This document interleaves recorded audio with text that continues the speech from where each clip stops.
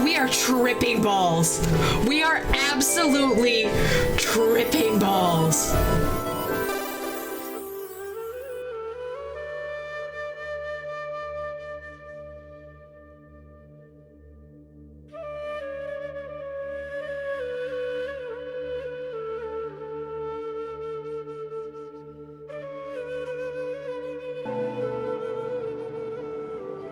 Wow. Oh, it looks so pretty. Now that we made it to Sumeru, our next objective should be to head to Sumeru City and find a way to meet with Lesser Lord Kusanali.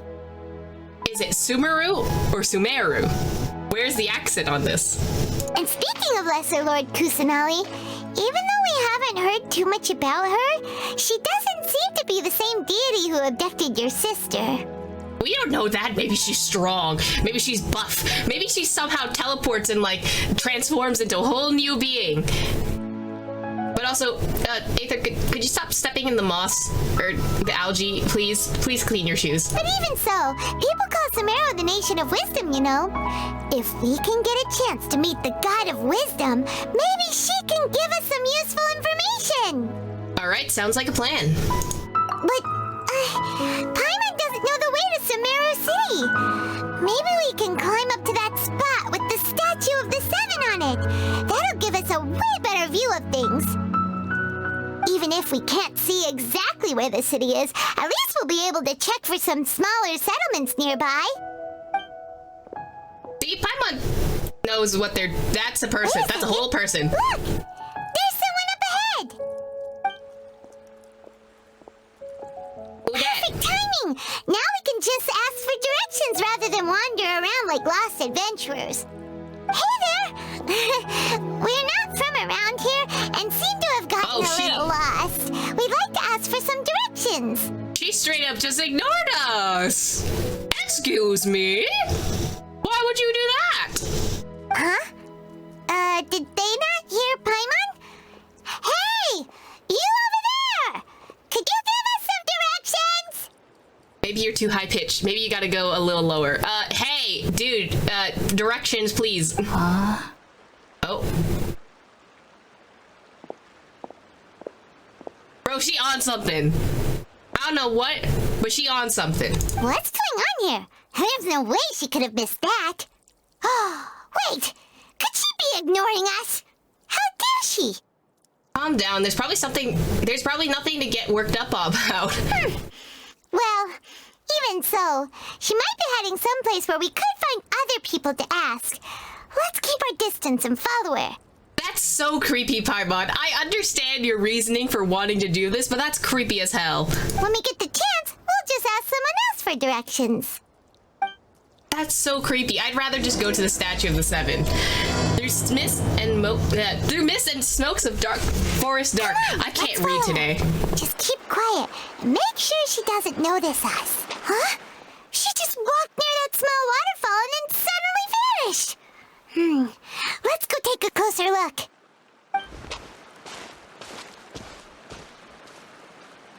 Paimon thought this cave would lead to a village or something, but it looks like that's not the case. It looks inhabited, though. There's something in the front. Look, she's sitting over there. Wait, she couldn't possibly be living here, could she? What should we do now? Do we try asking her for directions again? Sure, we can give it another shot. All right, then. It's not like we have anyone else we can ask. Even if she's not very friendly, we just need her to point us in the right direction. That's all. Oh. What a lovely smell. It's coming from that sensor over there. This is definitely not your typical place to call home, but at least it smells nice. Maybe living here wouldn't be too bad after all. Uh-oh. Am I tripping on the sensor? Or am I allergic to the sensor? Aether, get out of there. What's the matter? You don't look too good. The smell, something's not right. What? Is the smell making you feel sick? Strange. Paimon doesn't feel anything. Maybe because Paimon's a god, but... I've got to get out of here. Oh no. Aether, don't black out, buddy. I think I'm gonna pass out. Oh. Aether? What's happening? Traveler? This is no time for a nap. Oh, come on, wake up. Chrissy, wake up! I don't like this! Oh, we are tripping balls. We are absolutely tripping balls. Where the f am I? Holy, any secrets? Bro, I am high. I'm so high. What is this? Oh wait, is that the tree that Dotori was burning?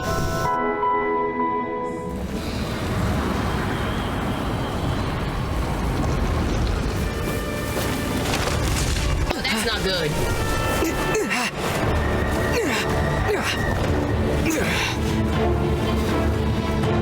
The purple matching scheme is chef's kiss. Very good.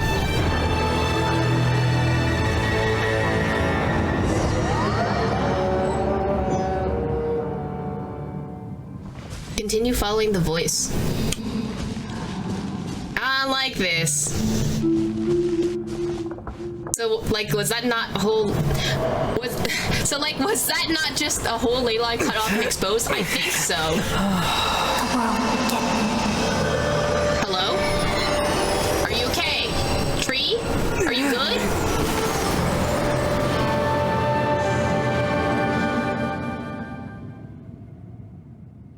Okay. Are you sure it's not serious? Okay. The Traveler's been out for a long time now. Yes, you can relax. Believe me, Master is extremely knowledgeable.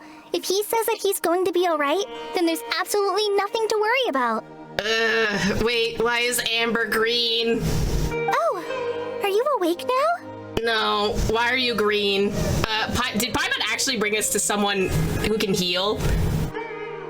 How did Paimon manage to drag my body out of that cave? Oh, thank goodness! Traveler, you're finally awake! Where am I? Well, we're at... good question. Where are we? Paimon was in such a panic when you passed out that she even forgot to ask what place this is. This is Gandharvaville. It was originally built by scholars from Sumeru as a place to rest in the rainforest. Now it's mainly used by the forest rangers as a base of operations. My name is Kale. I'm a trainee forest ranger. My master and I found you passed out during our patrol, so we brought you here. Thank you for the help, Kale. But also, where's the other person that was totally sniffing shrooms? Oh, no things are necessary. I didn't do anything, really. By the way, how are you feeling now? Any discomfort? No, I seem to be fine, except this taste in my mouth. It's so bitter. Oh, that's Master's herbal medicine you're tasting. He gave you some while you were unconscious. Gross, I hate it, thanks. Before I forget, Master mentioned you should take more medicine once you wake up. God damn it, I hate medicine. This place looks real pretty, though. Whoops. Oh, what happened? Are you okay? Kale, what's the matter? Are you trying to retrieve the medicine? As I've already told you, you must be careful with these. Alright, I'll get it for you once I'm finished here. Can't Kale pick up the medicine herself? Like, how difficult it is to retrieve medicine? Sorry, Master. Now, the guide to Avidia Forest edible fungi is clearly posted on our bulletin board. But if Barbod forgets which mushrooms to avoid one more time, I'll have no choice but to leave the guide somewhere a little more visible, like right smack on his forehead so others can remind him to be careful. Oh my god, wait, I love Tighnari. Hold on. He's so sassy. I love him. Right? This is the second time he's come down with food poisoning this month. I'll be sure to give him a good talking to. I don't know, is he eating mushrooms he's not supposed to? Yes, please do.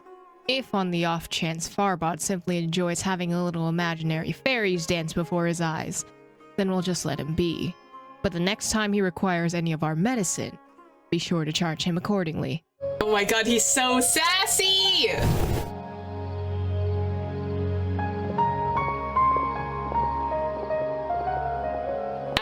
Hi, I would not like to...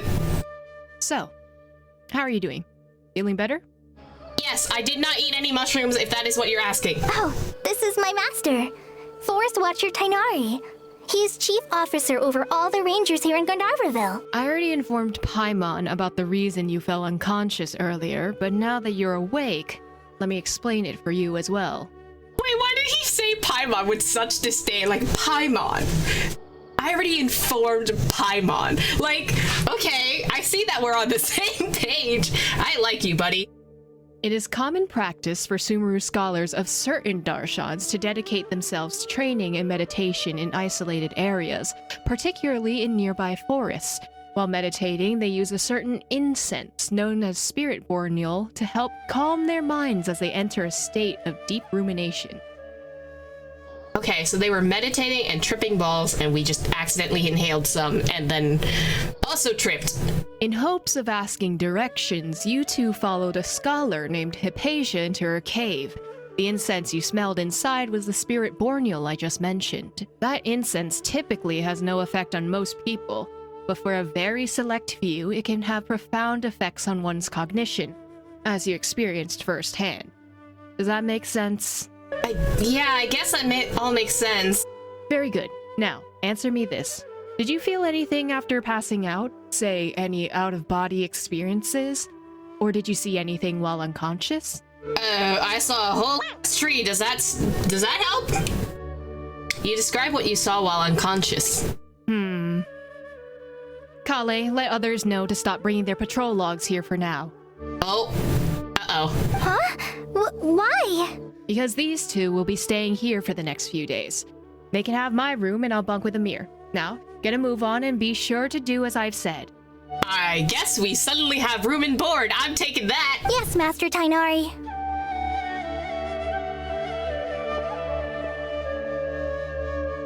Wait, hold on a second. Can you tell us what's going on? Oh, you know he's gonna be observing us for the next several days. Sure, let me fill you in. I originally planned to send you on your way once you finish your medicine. However, it appears now that you should stay a while longer in Gandharvaville for further observation while you recuperate. Further observation? But we need to get to Sumeru City. No need to be hasty. As long as you have the capacity to judge between right and wrong, I promise that you'll understand the gravity of the situation once I explain everything to you. Based on what you saw after smelling the incense and losing consciousness, we can conclude that you experienced a powerful hallucination, which suggests that your mental state is not in the best of shape. Hey, my mental shape is just fine, thank you. If you're skeptical, have a whiff of this. What the hell is that? What is that? Oh, are you okay? Okay, I guess mental state not great for Aether. You're experiencing a similar sensation as when you passed out, aren't you?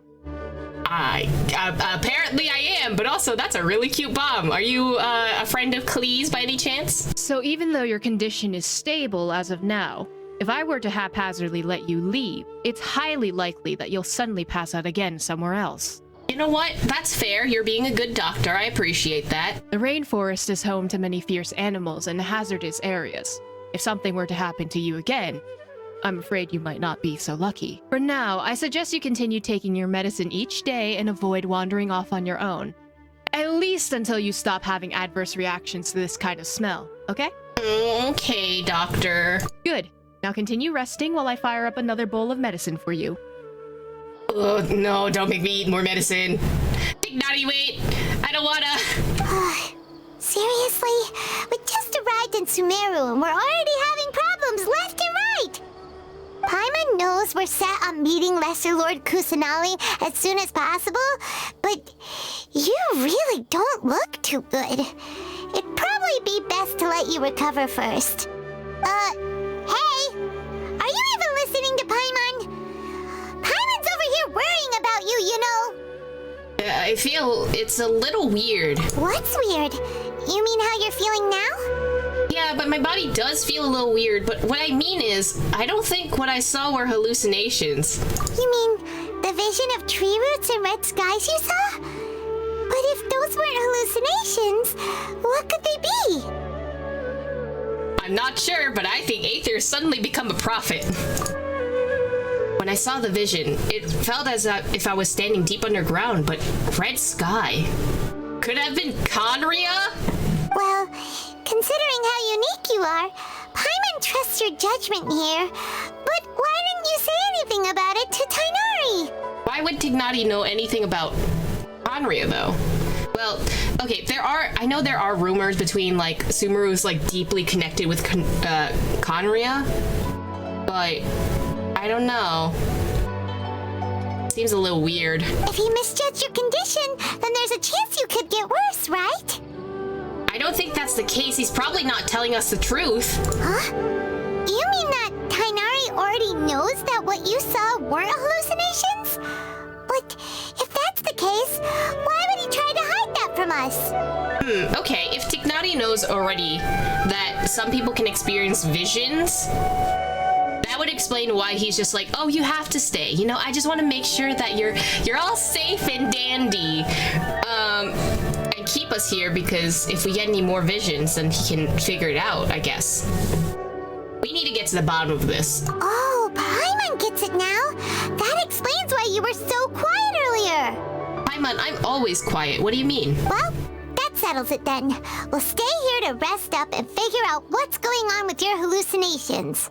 But it seems like asking Tighnari might not be an option anymore. What do you think we should do? Well, let's start by having a chat with Collei. Good idea. Collei's pretty friendly.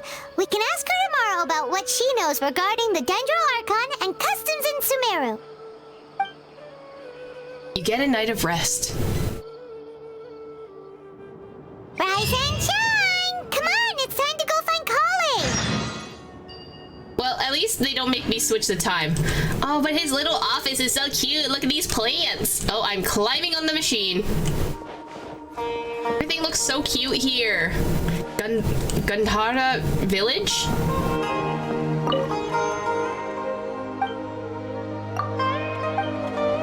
I didn't mean to talk to you, buddy. I'm sorry. I want story. Dog! Doggo! Oh, I should have resonated with the statue. I just realized. All right, let's see your right hand. Yes, not bad. But please remember that you still need to be careful. Understand?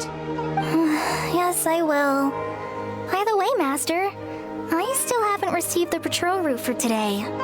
Look, Collei, today's patrol will be a long one, so you won't be coming along this time. Besides, there's a chance we may encounter...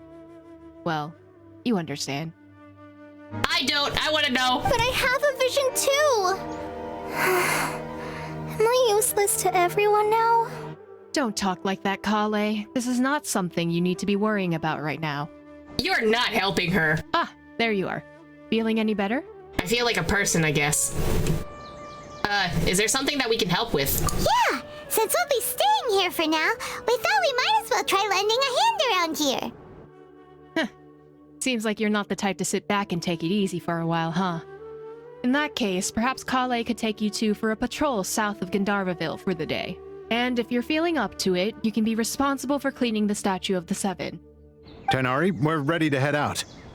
Roger, I'll be right there. Alright, we'll be heading out to the forest now. I'll leave any further details to Collei. Yes, you can count on me.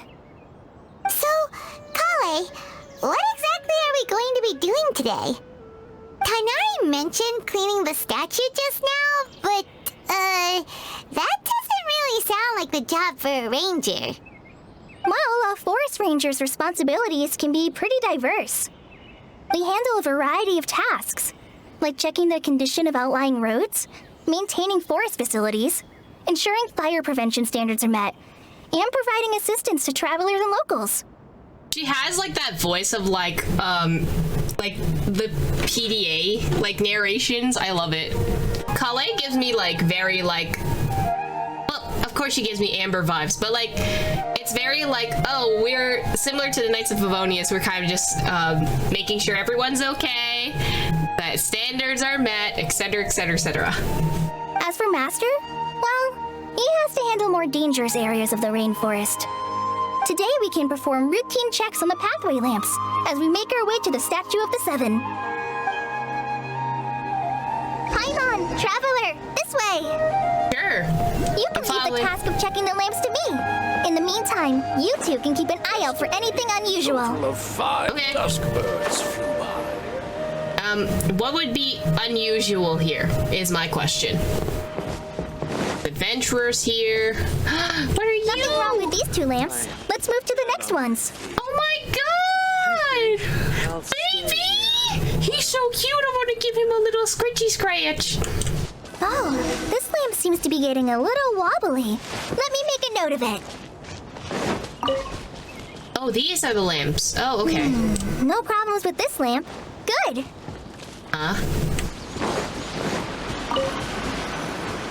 What was that fruit? Wait. The statue of the Seven is up on top of that large rock formation. You must have seen it when you came down this road before. Yeah, I picked it up before. It's pretty high up there, isn't it? Don't worry. If you're afraid you can't make it up there, I'm sure Master wouldn't mind if you don't clean the statue. No need to worry. I'm a terrific climber. Oh? I guess I'll leave it up to you then. There's not much footing once you reach the statue, so be careful up there. Paimon will fly up with you and help you with those hard-to-reach areas. By the way, Kale, do you know anything about the Dendro Archon? You know, what's she like?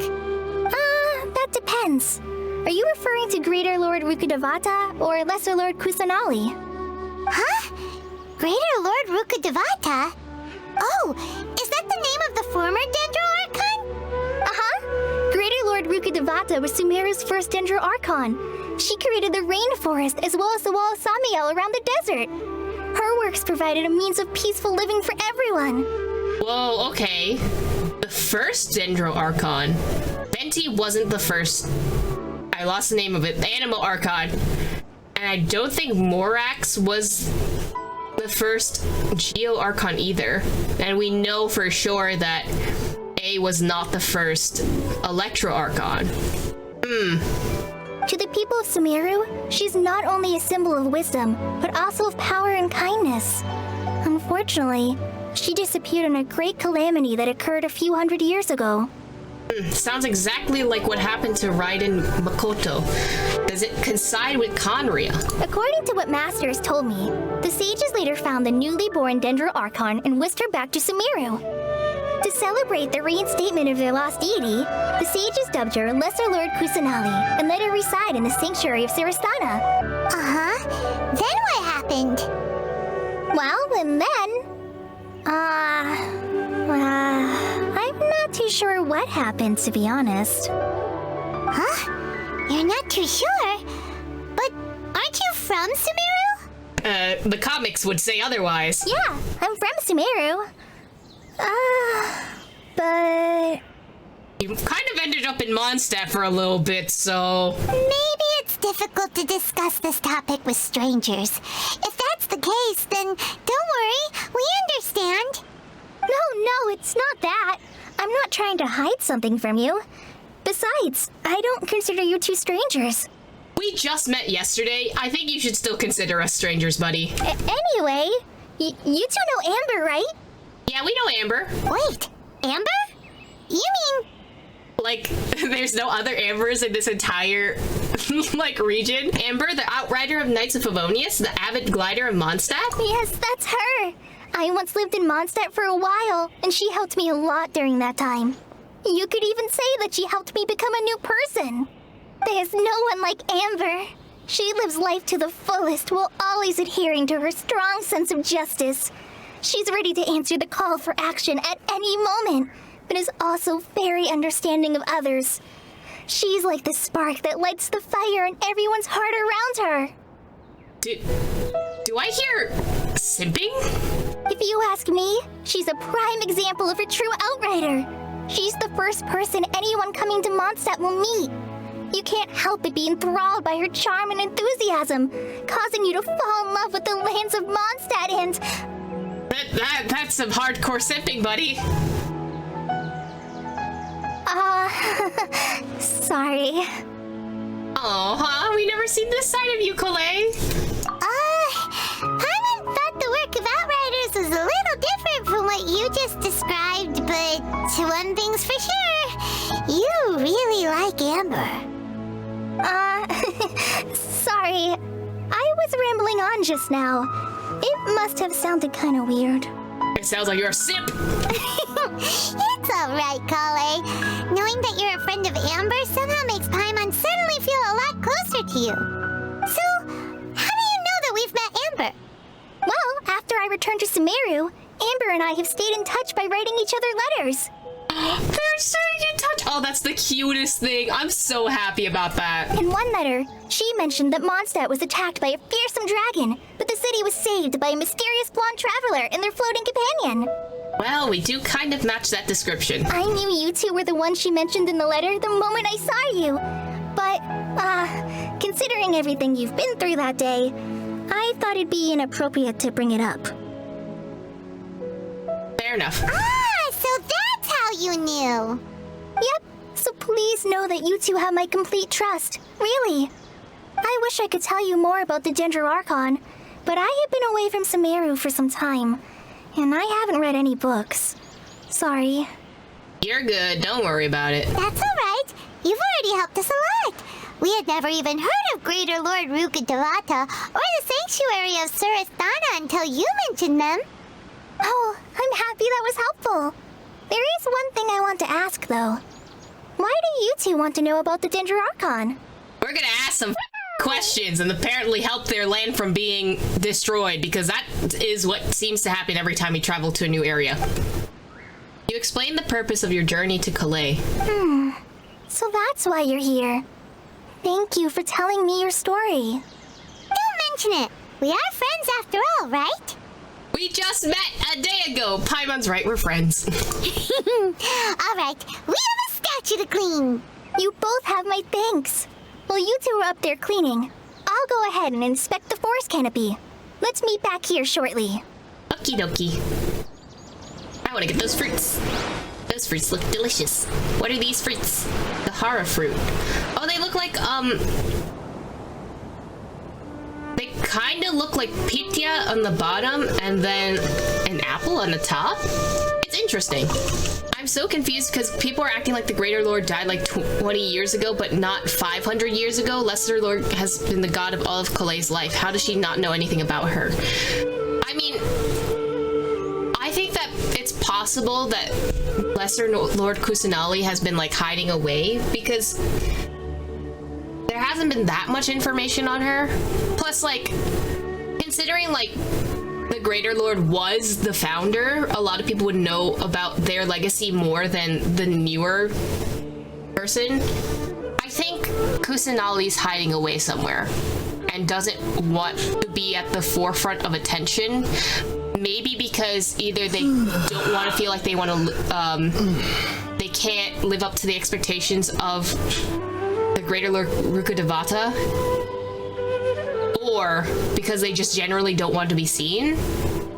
Maybe they never intended to take the role of being the Dendro Archon. I'm not a very good climber, so I'll just let you handle the statue. I'll go check the facilities up ahead. By the way, once we're done with our work here, would you like to chat some more? Yeah, what stories? I think they aren't allowed to be the center of attention. That is true. She could be like, oh, she's a child. She can't handle all of our... And then the oligarchy of the academia was just like, we'll take over from here. Because that's how every plot of... Can I teleport to this thing? Nice. But that could also be the case where, I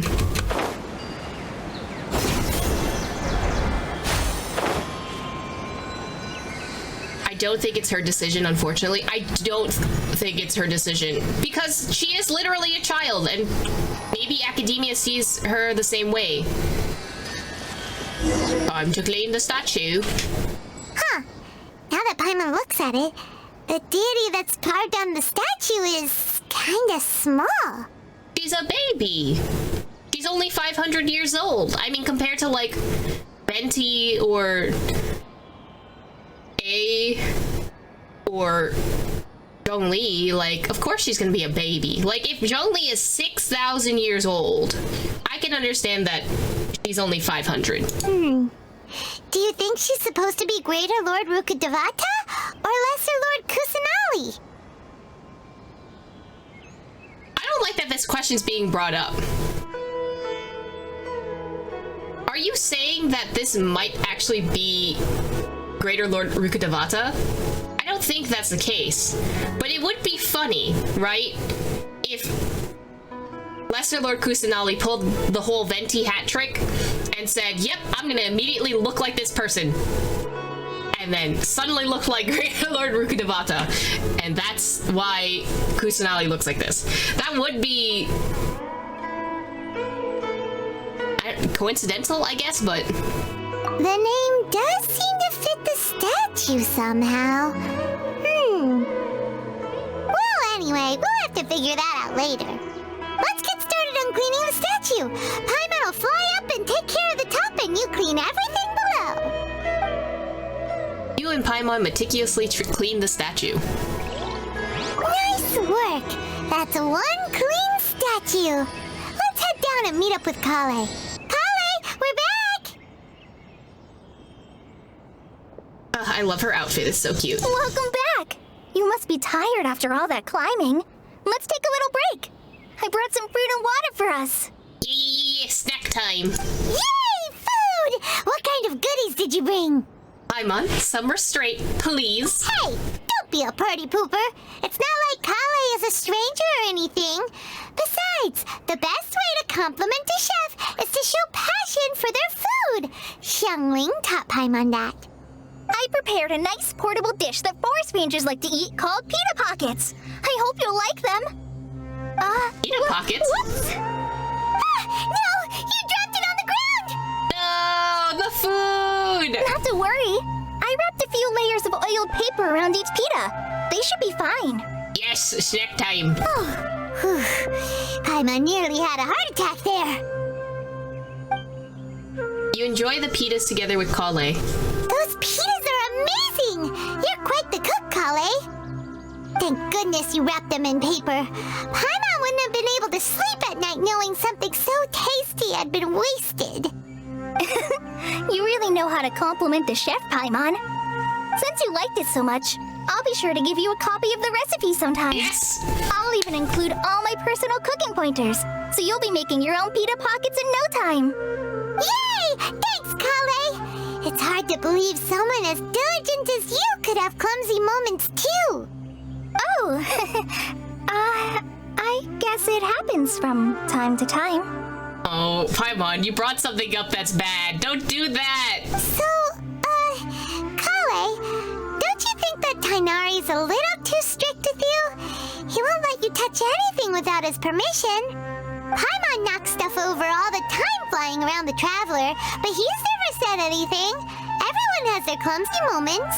I mean, I've said things, but I'm not that tight. No, you've got the wrong idea about Master. Sure, he may seem a bit harsh at first, but with some time, you'll see that he's actually very kind-hearted. I've heard the veteran rangers say that Master is from some ancient and mysterious race that is known for their cunning wit and reclusive nature. Oh, by the way, you've heard of the Academia, right? Well, there's a group called,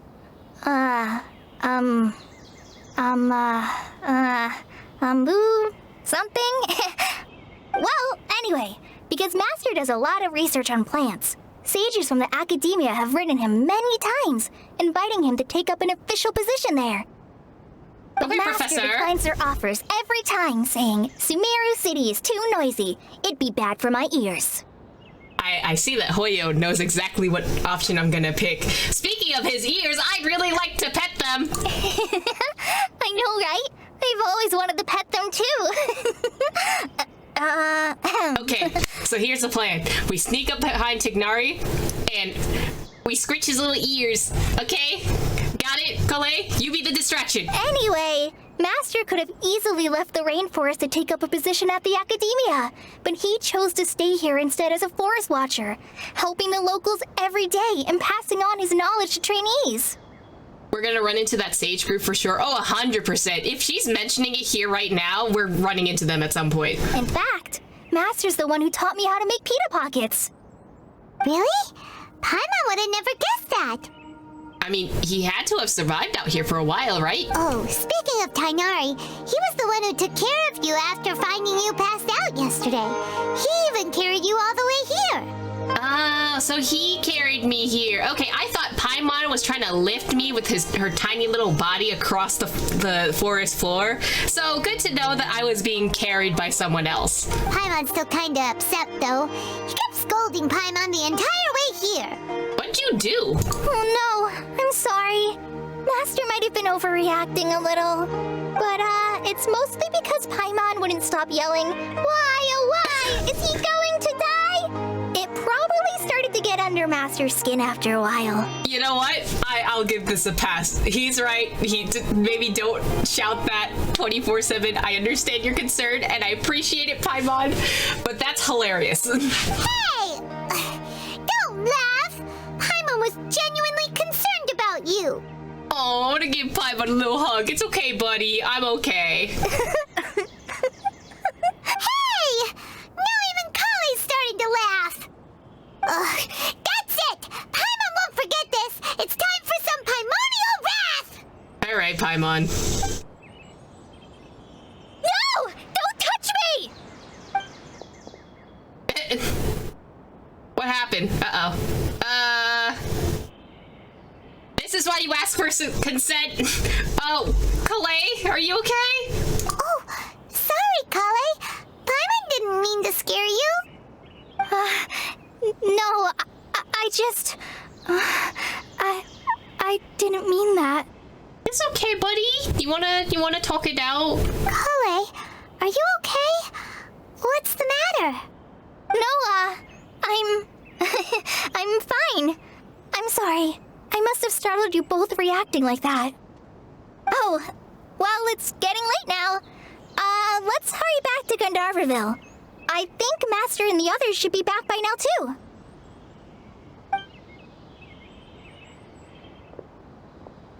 Huh?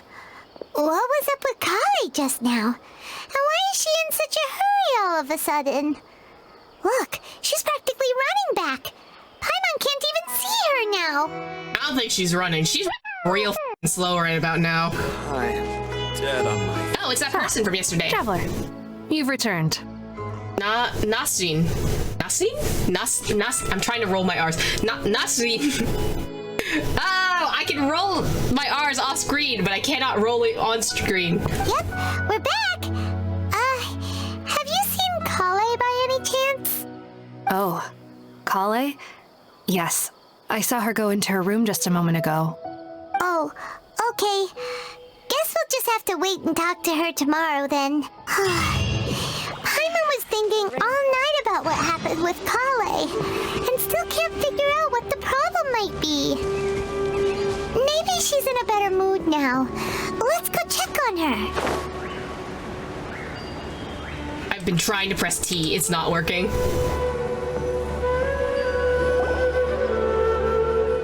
Ah, it's you two. I was just about to go look for you. Yeah, we're here. We're alive. Huh? Tighnari? What are you doing here? Where's Kale? I came to check on Kale's condition. To put it simply, she's not well. Oh, Kale. You mean she's sick? How could she be... Oh, wait a minute. Could it be because of what Paimon did yesterday? No need to worry, little one. Something as small as you can never do anything to harm her. This sickness is something that Kale has been dealing with for some time. Kale has been more excited than usual since you two arrived. A little too much so, to be honest. She hasn't remembered to take care of herself. Oh, she was so excited that she basically forgot to, do basic necessities. Buddy, eat and drink water, buddy. I suppose it's understandable, though. She hasn't been around anyone she considers a friend for some time now. It must have been refreshing for her to have you two here. So, Tighnari, what's really wrong with Kale? Is there a HIPAA medical practice? This seems a little invasive. Let's take this conversation elsewhere. Kale just fell asleep after taking her medicine. She needs some peace and quiet. Hey? Shh! she's feeling better. You need a blanket, buddy? Guess not. We got little parcels. Got a book. I'm not gonna pry too much. Where are we going to discuss? Where are we discussing? Tighnari? Where are you? Oh, there you are. I mean, it's kind of far, but it's like directly underneath Kale's face.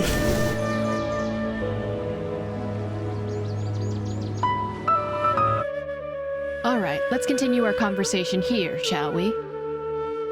To be honest, I hadn't realized that you were the honorary knight from Mondstadt until Kale told me just now. I've also heard about your deeds in Lia and Inazuma.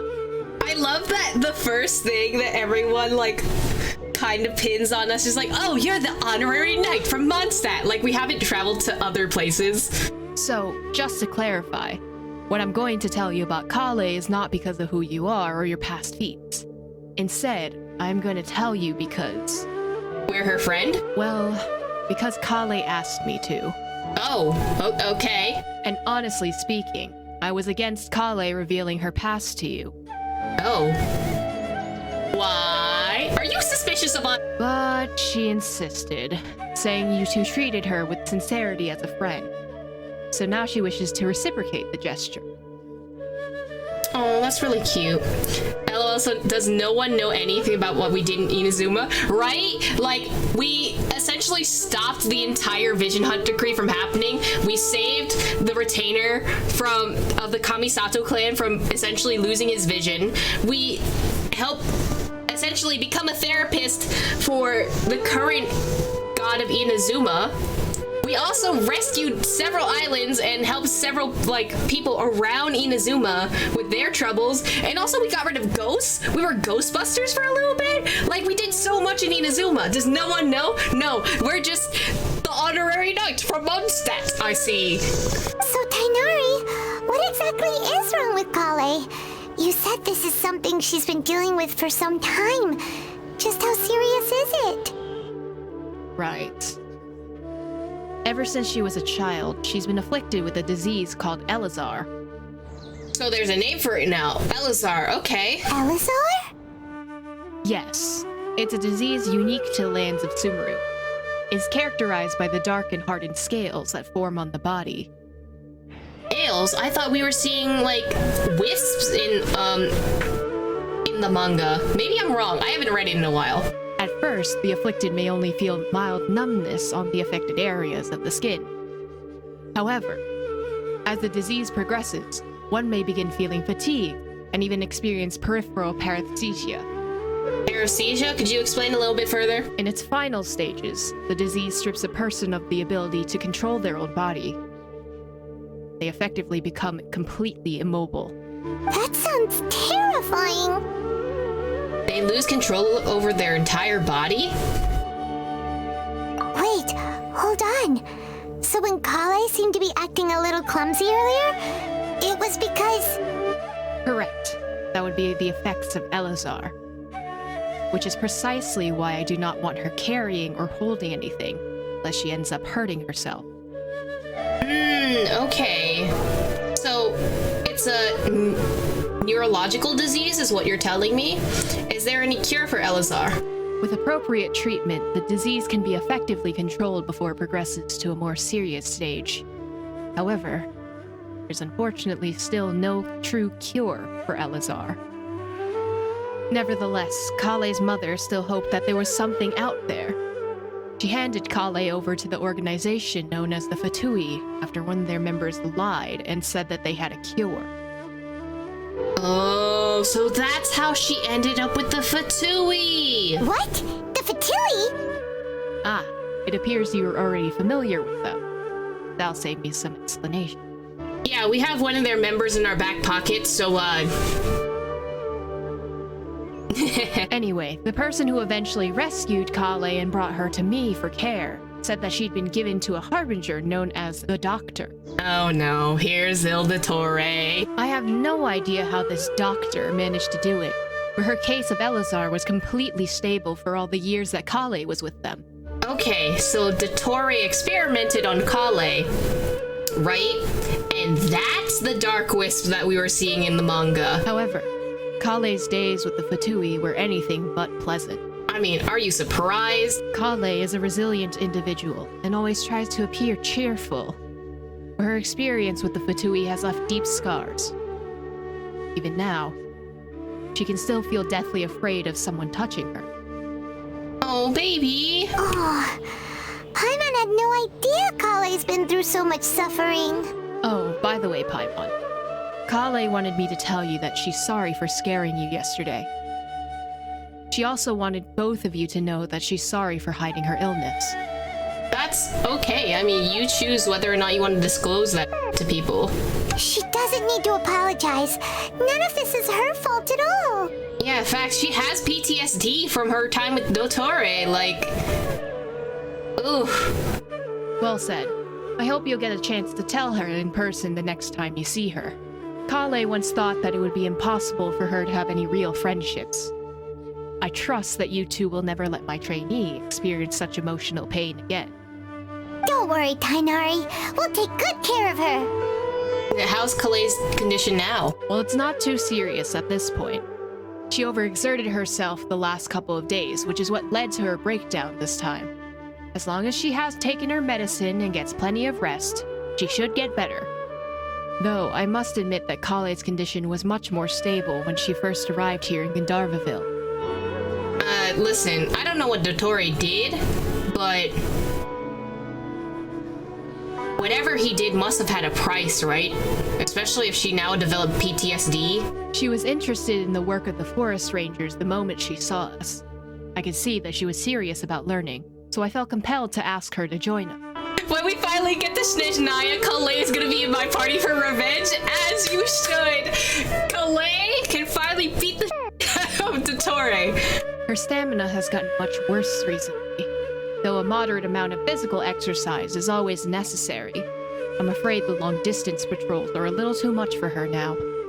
So that's why you prevented her from going on a patrol yesterday. Oh, it makes sense. Everything makes sense. Alright, now that I told you about Kale's past, I think I'll head into the rainforest to find some ingredients needed for her medicine. I'll see you two later. Wait, can we come along? Yeah, we'd like to do something to help Kale too. Alright, but I must warn you two. The rainforest is a dangerous place, especially for someone who's still recovering like the traveler. You must follow closely and listen to every instruction. Hey, listen, we beat up a dragon in Mondstadt. We beat up a frog dragon in Lia. We beat up the Inazuman Electro Archon in Inazuma. We can handle the forest. No problemo. Let's go then. We'll be looking for a plant known as Lunar Lotus. It's often used to help those afflicted with Elazar recover their energy. Whoa, okay, there's subtext. Lunar Lotus. Nilotpala? Alright, let's look for some Nilotpala. Tighnari? Where exactly are we going to find this plant? Lunar Lotus can be found all over the rainforest, but it often grows right here around Gandharvaville. Given the name, it sounds like we should be looking for it in the water. You're correct. Lunar Lotus grows in the water. When fully mature, they look like giant blue flowers floating on the water's surface. Quite an attractive species, if you ask me. The large petals are actually the plant's leaves and sepals, which surround a very small flower. You should note that many of the plants found in Sumeru have names that are contrary to their species. Take the Kapalata lotus, for example. The plant is not a lotus at all, but rather a vine. And then there's the Sumeru rose, which is not a rose, completely contrary to its name. It looks like a glaze lily. Okay then. Once again, academia naming that doesn't make any sense. Flowers with Tighnari. So Tighnari is gonna be our Zhongli for this area. Got you. Oh, we got a bunch of lotus. Ooh, those look so cute. Wait, we got a bunch of lotus.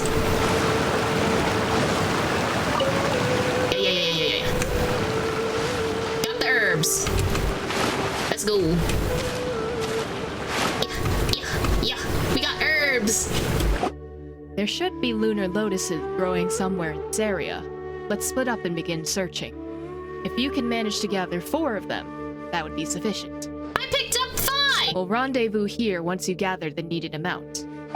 Oh, I think I did it ahead of time. Alright! Hey, Tighnari! We found the lotuses you requested! Let me have a look. Good. Very good. These are all excellent quality. I'm quite glad you two came along. Your exploration experience helps save me a lot of time here.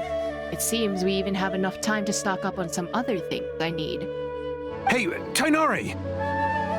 Amir? Oh, Is that mushroom guy? Someone's calling your name! They're dressed like a forest ranger.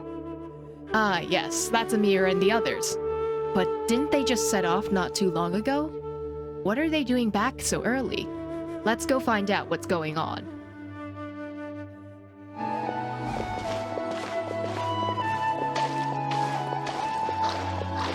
Tighnari, thank goodness we found you here. We were just about to head back and find you at Gandharvaville. What's going on? We just discovered a withering zone. The withering is back? But the patrol route you were on should have been already cleared just a week ago. It reappeared so quickly. Can you tell me the exact location? It's up ahead, deep in the river valley. It's appeared in a spot that blocks nearly the entire narrow part of the valley area, so we decided to come find you as quickly as possible. And the radius of the contamination? Sorry, I couldn't get a clear enough view to tell. No one in our patrol team had a vision, and it appeared to still be spreading, so we didn't risk getting any closer. Okay, I understand. You made the right decision. I'll go deal with it right away. In the meantime, please guide these two back to Gandharvaville. Can we help out with the withering zone? Is that a thing that we can help with? Wait, Tighnari, why don't you let us help you? We don't have a vision, but we can still kick. You two have only just arrived in Sumeru. You're still unfamiliar with many things in these lands. We can still kick. There's a unique type of anomaly that occurs in the Sumeru rainforest. It's called the withering. So it's like the in the chasm, right? So we can handle that. The affected areas not only cause nearby vegetation to wither, but it's also lethal to wildlife and even people. If you don't carry a vision, then you should think twice before approaching such places. I don't need a vision because you know what I have? Main character energy.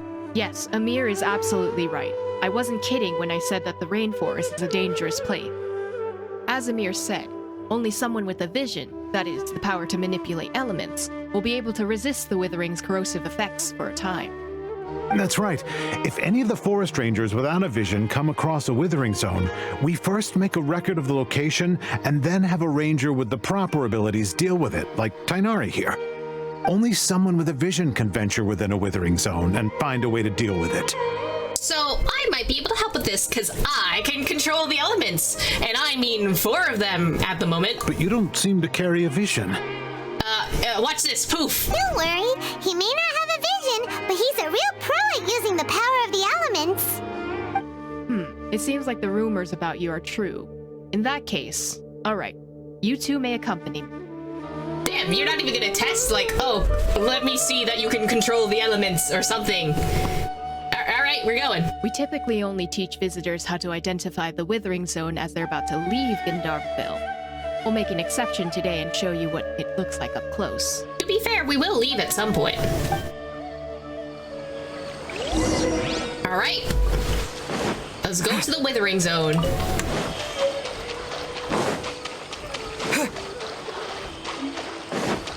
Ooh, okay, I can immediately see it. Holy shit. Ooh, everything kind of dying. Ooh. Oh no. Oh, did I pass where I'm supposed to go? Yeah, that looked like it dying. Stop. Don't move any further. Look there, in the distance. Huh? Where? Oh, look! Those plants have withered! That whole area is kinda gloomy. Even the air looks like it's filled with ash. Yeah, and what are those red things? Oh, Paimon doesn't like the look of this. That is the withering. Alright, traveler. We're going to have to enter the withering zone. Once inside, we'll need to look for what we call tumors of the withering. If we eliminate those, then the area will be saved. Gotcha, let's do this. Thank you. But I must warn you, don't push yourself. This is your first time handling this sort of thing after all. We'll be fine. Even with elemental powers, once you step inside the withering zone, you may experience extreme discomfort. If at any point it becomes too much, return outside the zone and take a breather. It could be a matter of life and death. Ready then? Let's go.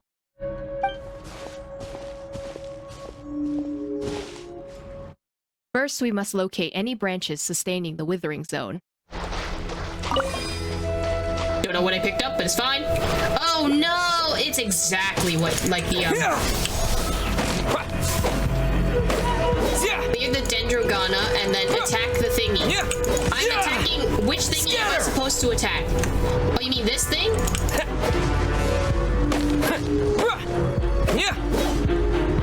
Or am I supposed to attack the small things first? Oh, wait, I think I'm supposed to attack the enemies first. Okay. We can do that. Select the Dendrogana, then attack the withering branches with it. Okay, wait. Oh god, this is like Dragon Spine all over again. Yeah. Got you. And then attack this. Propagate! Oh, with charged attacks? Okay, charge attacks. Charge attacks. God damn it. Charge attacks. There we go. It's working. Pick this up. Oh, it's gone. Okay. We can go to the next place. Charge attack. Yeah. Then we do... Where's the last one? Oh. Charge attack. Charge attack. There. Great work. Now that all the branches have been cleared, we'll need to take care of the tumor. I'm trying to clear my... I guess it's always starting to.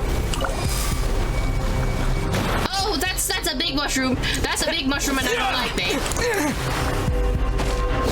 Aether, don't die. You're the only one in our party right now. Scatter! Ow.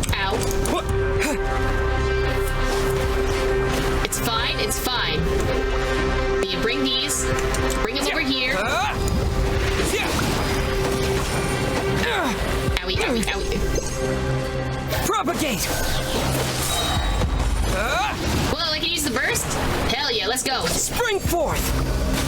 Oh! Whoa! Okay. Scatter! Ooh, okay. I like that the circle gets bigger. Well, that's cool. Ow. Am I supposed to be doing this? Owie. How many of these does this need? Uh-oh. Aether might die. So it's about to be a bad time if that's the case. Am I not supposed to be doing this? Or am I supposed to just kill everything?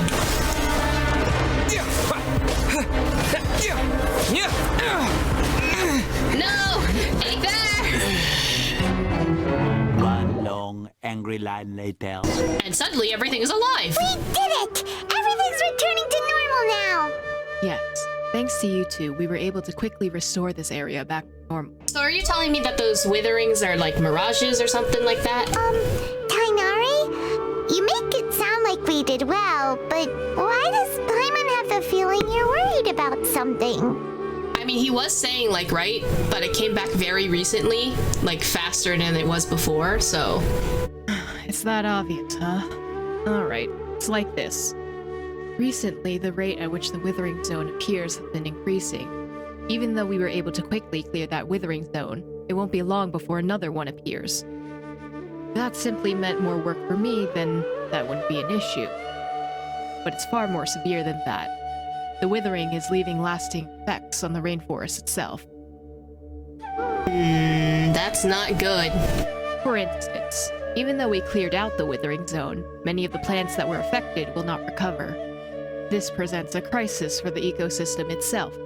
Many plants in the rainforest are already in decline, directly impacting the wildlife that depends on those plants. And most disturbingly, as the appearances of withering zones have started to increase, Kale's case of Elazar has also become more serious. So Elazar and the withering zones are connected. I don't like that. Huh? Well, why is that? I'm still not sure of the exact reason. However, I received word from acquaintances at the academia that similar cases are being reported for patients with other conditions. Is there no way to permanently get rid of the withering? No, none that we know of. The withering has been recorded in Sumeru for millennia. It's said that it originates from the depths of the world. Like the abyss? By the way, have you heard of Irminsul before? Irminsul. I've heard the name before, I just don't know the connection. Irminsul is a tree located deep beneath the surface. Although it isn't like a tree we know in a biological sense, you can basically think of it as a large tree that grows downwards rather than upwards. Oh. Oh. You mean the tree that we saw in our visions? I'm sure you heard of ley lines, right? They're like the roots of Irminsul, spreading and extending from massive caverns deep underground all the way up to the surface. Spreading and extending. A massive cavern. Sounds a lot like what I saw when I was unconscious in the cave. Ley lines continually absorb the memories of this world, which are then funneled into Irminsul, allowing it to collect knowledge and wisdom from ancient times to present day. The Dendro Archon is known as the god of wisdom because her consciousness is directly connected to it. It is also said that the Dendro Archon's power is a manifestation of Irminsul. And as for the withering, its emergence is related to a disease that's affecting it. So it means... Oh, could it also be affecting the ley lines in other regions as well? If we're saying that all the ley lines are connected to Irminsul? You mean Irminsul is sick? That's right. My ancestors learned of this from Greater Lord Rukkhadevata's familiars a long time ago, but even those mysterious creatures did not know a cure for Irminsul. I'm afraid we rangers will be battling the withering zones here for a long time until a cure is found. Alright, that's enough on this topic for the time being. Now that we've taken care of things here, it's time for us to head back to Gandharvaville. So you know how at the beginning the tree was like, forget me? I think that was the Greater Lord. I also think that might be the Greater Lord, because maybe Sumeru is too hung up on the fact that the Greater Lord passed, that they're not letting the Lesser Lord shine in their full glory. Oh, Tighnari, you all made it back. How did it go? We didn't die. The withering zone you reported has been taken care of. No need to worry. Wait, is that? Bird? Birdie? Bird? Oh no, Hypatia! Huh? Who? What? Hypatia? Huh? Huh? What's wrong, Tighnari? This dustbird is Hypatia's designated courier for urgent news. You do remember her, don't you? She's the scholar you and Paimon were following when you first arrived in Sumeru. You got a bird? Oh, her? How could we forget?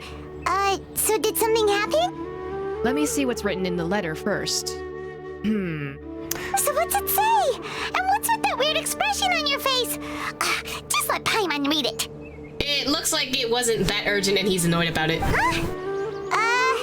All Paimon sees are 3 squiggly lines. Yes, allow me to explain.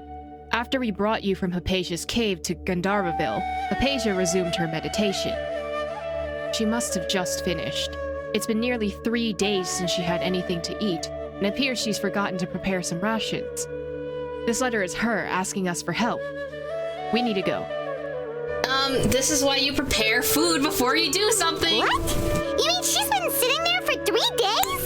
Hey, wait, how did you know all that from just a few lines on the paper? Toad? Well, obviously, because this has happened before. Last time she drew 5 lines, and by the time we found her...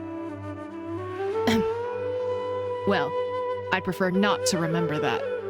Needless to say, Hypatia's been through worse, but we should still get to her as quickly as possible. I've got some emergency rations set aside for times like these. Paimon, Traveler, could you two bring these to her? Yeah, I guess we're bringing You rations. want us to bring her the rations? But will the Traveler be okay if her cave is still filled with that funny incense? Let's find out. Here, Traveler, take a smell and see. So, how do you feel? Well, I haven't died yet. It's a light and refreshing fragrance. No unusual feelings this time. Huh? Really? You're not feeling even a little drowsy? But wait, how'd you know that he'd be okay this time, Tighnari? Because maybe we kicked ass in the Withering Zone and we were fine. Back when we were clearing the Withering Zone, I observed that he could adeptly manipulate the Dendro element. I knew then that he would be fine. And if I may ask, when I was telling you two about Irminsul's ley line, was what I described similar at all to what you saw when you were unconscious? What I saw weren't hallucinations, were they? That is correct. Those weren't hallucinations at all. Though I don't intend to apologize for deceiving you. Fine. Because what you saw is of significant importance, not just for the nation of Sumeru, but for the entire world of Teyvat. I mean, I'm not surprised if all the ley lines are connected to... I immediately forgot the tree's name. Irminsul? Then, of course, every single ley line in the world would be under effect. My forefathers were shown much favor by Greater Lord Rukkhadevata. We took an oath to protect this nation together with her. Now that this duty has fallen to me, it was a part of my responsibilities to ascertain whether you could be entrusted with the fate of Sumeru.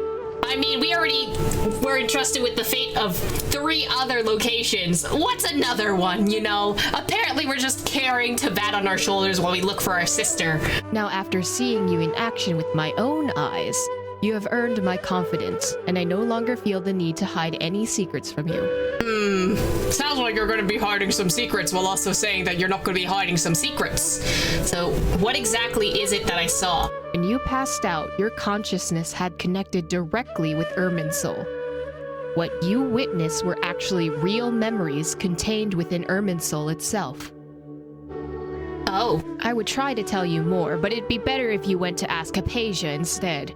Her focus on meditation and use of the Spirit Borneal are aimed at establishing a connection with Irminsul, just like you did. That sounds nice and all, but will she really help us? Seriously, she completely ignored us the last time we tried talking to her. That was because when you ran into her, she was in a special phase of her training. During that time, she must avoid communicating with others. Well, that's a convenient plot device, I guess. Please, wait here for a moment.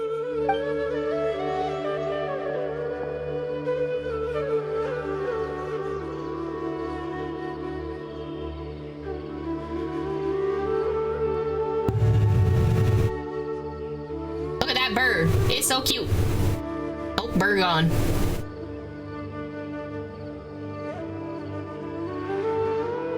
Here, take these.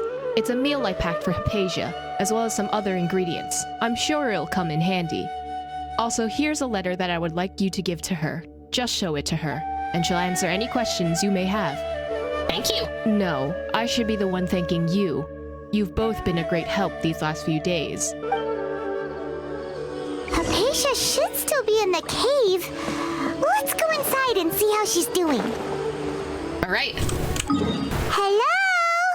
Hypatia? Hey, there's nobody here. Maybe she went out to look for some food. Let's try looking around the area. Oh, what was that sound? Seems like it was coming from inside the cave. Hypatia!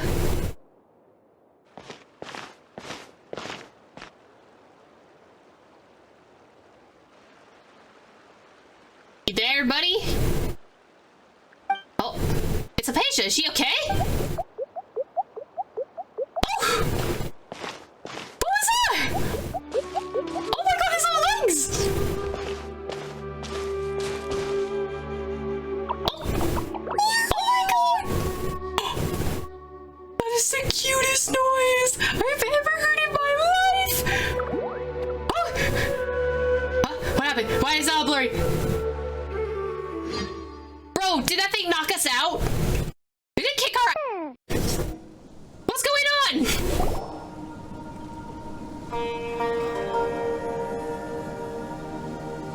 What the f?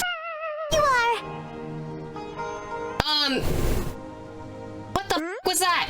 Hypatia, are you alright?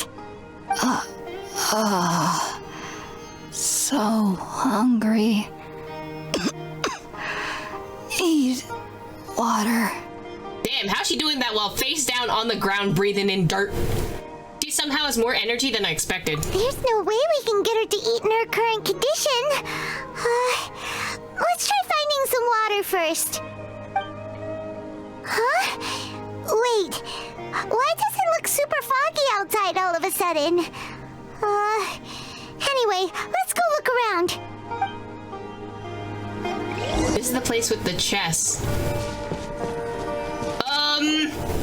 That's not where we came from. How'd things out here end up looking like this? What happened? What happened? And where are we? Well, we're tripping balls. There must be a logical explanation for all this. Really? Oh, maybe you're right. Let's go investigate the area. Wait, maybe the incense was still in there and we're still tripping. Oh god. This place big. There's 4 chests here. Okay. Can I give you some water, buddy? Oh no, I'm just stepping all over your body. What the? What is this dust that we're kicking up? What is this? What is any of this? Okay, I think whatever that little sprite did put us in a domain. Because I don't even see us in the map anymore.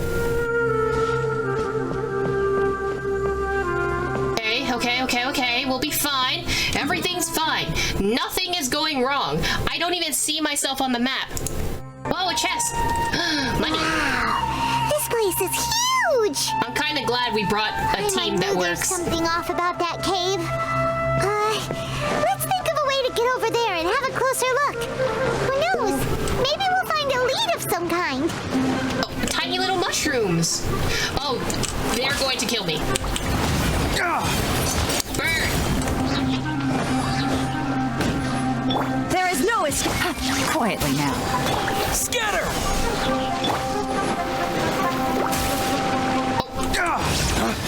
We can burn you. You're cryo. Shine down. Okay. Mushroom. Bouncy mushroom in domains. You will sometimes find bouncy mushrooms of this sort in Sumeru's domains. The reasons for which these mushrooms are not one of the Trilakshana creatures are unknown, but must be quite fascinating indeed. Woo! Mushroom! Chest!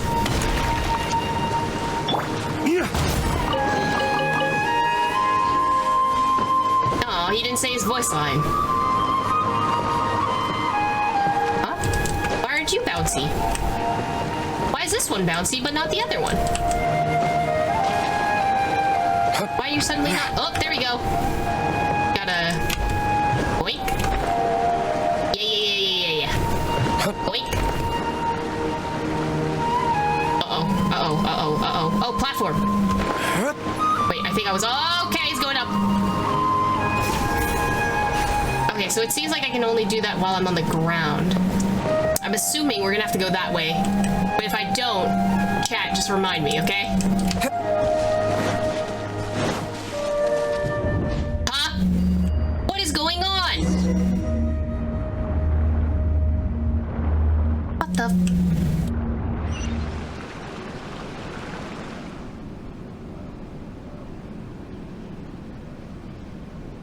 What did I do? Where... Huh? Why am I in Inazuma? What? Huh?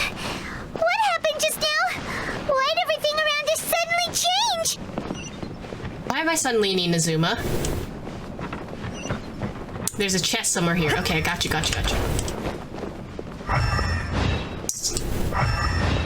I see you. Wait. This is... the Mirage from Kazuha's story.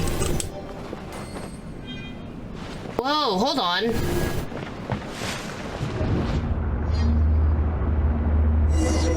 I'm tripping total balls. What is going on? Okay. everything is gone. Okay, I'm a little scared. Just a little bit. The water's green. Oh. Primeval rosin in domains. You will sometimes find primeval rosin in sealed paths that correspond with them within domains of Sumeru. Collect 3 primeval rosins within these domains to help unlock the corresponding path. Activate! Ooh. Oh. I'm suddenly in a turquoise abyss again. Investigate the courtyard far down the corridor. Back in Inazuma. What? Hey, why are we constantly being teleported to Inazuma? What is going on here? This place is getting weirder by the minute. Hey, what's the matter? You don't look so good. I'm totally huffing some incense. Whoa, wait, this is, in the Shiki Taisho domain. This is the tree. Whoa, hold on. Wait, there's a puzzle here. See the corridor on the other side. Okay, I can't move. Huh? Oh, okay. Whoa, okay, now this is a painting. Okay. I am totally weirded out now. Incense, you can stop. I don't like this.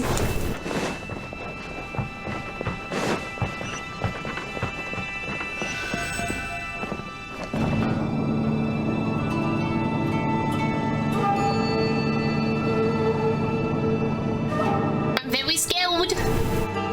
Okay. I don't like this long hallway. Oh, okay. Go to the upper platform, sure. Oh, and we're back, okay.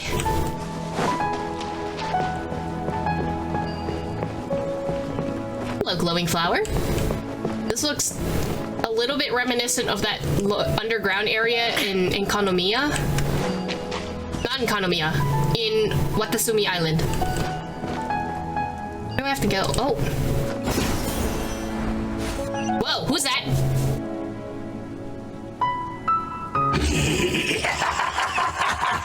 Well. You Looks bitch. like we meet again, traveler. Give me back my sister! Sam Harold, what are you planning to do in this strange place? Strange place. Plotting. You needn't worry about such things. They don't concern you. They concern my sister, which means it concerns me! Oh, I have to fight. Uh-oh, I don't like that. Hold on. Galuk's dead! This is a terrible idea. Thank you, Ningguang, for the gift! Illusion shattered. Take it easy.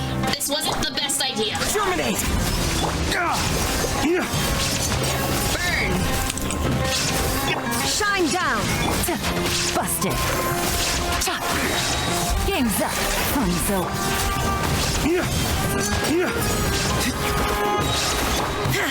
Illusion shattered. How did you take away my energy? You're not Electro. Flames! Purge!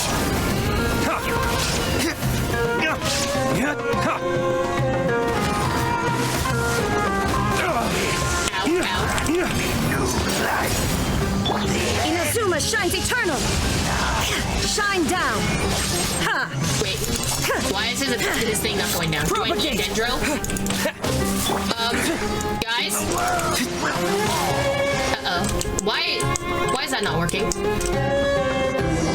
Oh, okay. I guess it reset. Huh? Why can't we beat this guy? Oh, Paimon doesn't get it! We've faced others like him before! What's wrong this time? Yeah! Traveler, though you may have managed to avert countless crises before, your good fortune was bound to end sooner or later. It's time you realize how weak and powerless you really are. My journey will not end here. I still must find my sister. Your sister. Oh, pitiful traveler.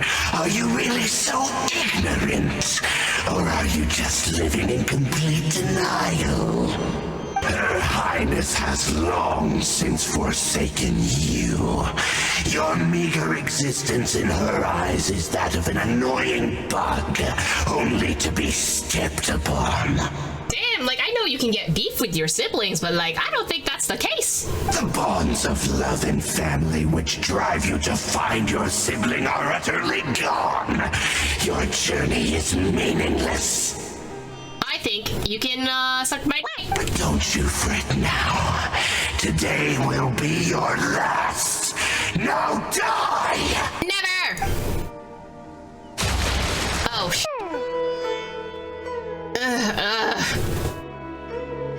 we're back in the cave. What was all that just now? Strange, I feel like I was dreaming for a moment there, but I can't remember what I saw. Aether! Aether! What do we do? We haven't seen Hypatia anywhere out here. Oh, there she is! Quick, let's see how she's doing. So sweet. She is tripping balls. Well, the good news is that she's still conscious. Hey, why'd you drop her food on the floor like that? Sorry, I kind of zoned out there for a second. Seeing Hypatia must have given me a shock. Oh, guess that makes sense. She does look kind of rough at the moment. Anyways, we can talk about this later. We better make sure she's alright first. Yeah. I don't like that cutscene. I'm scared now. Whoa, wait a sec. Look at all this fruit lying around her. We can put that to good use. After giving the semi-conscious Hypatia some water and fruit juice. Who is there? Tighnari, is that you?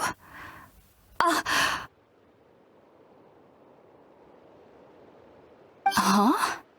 It's okay. You can relax, Hypatia. Tighnari sent us here to bring you some food and water.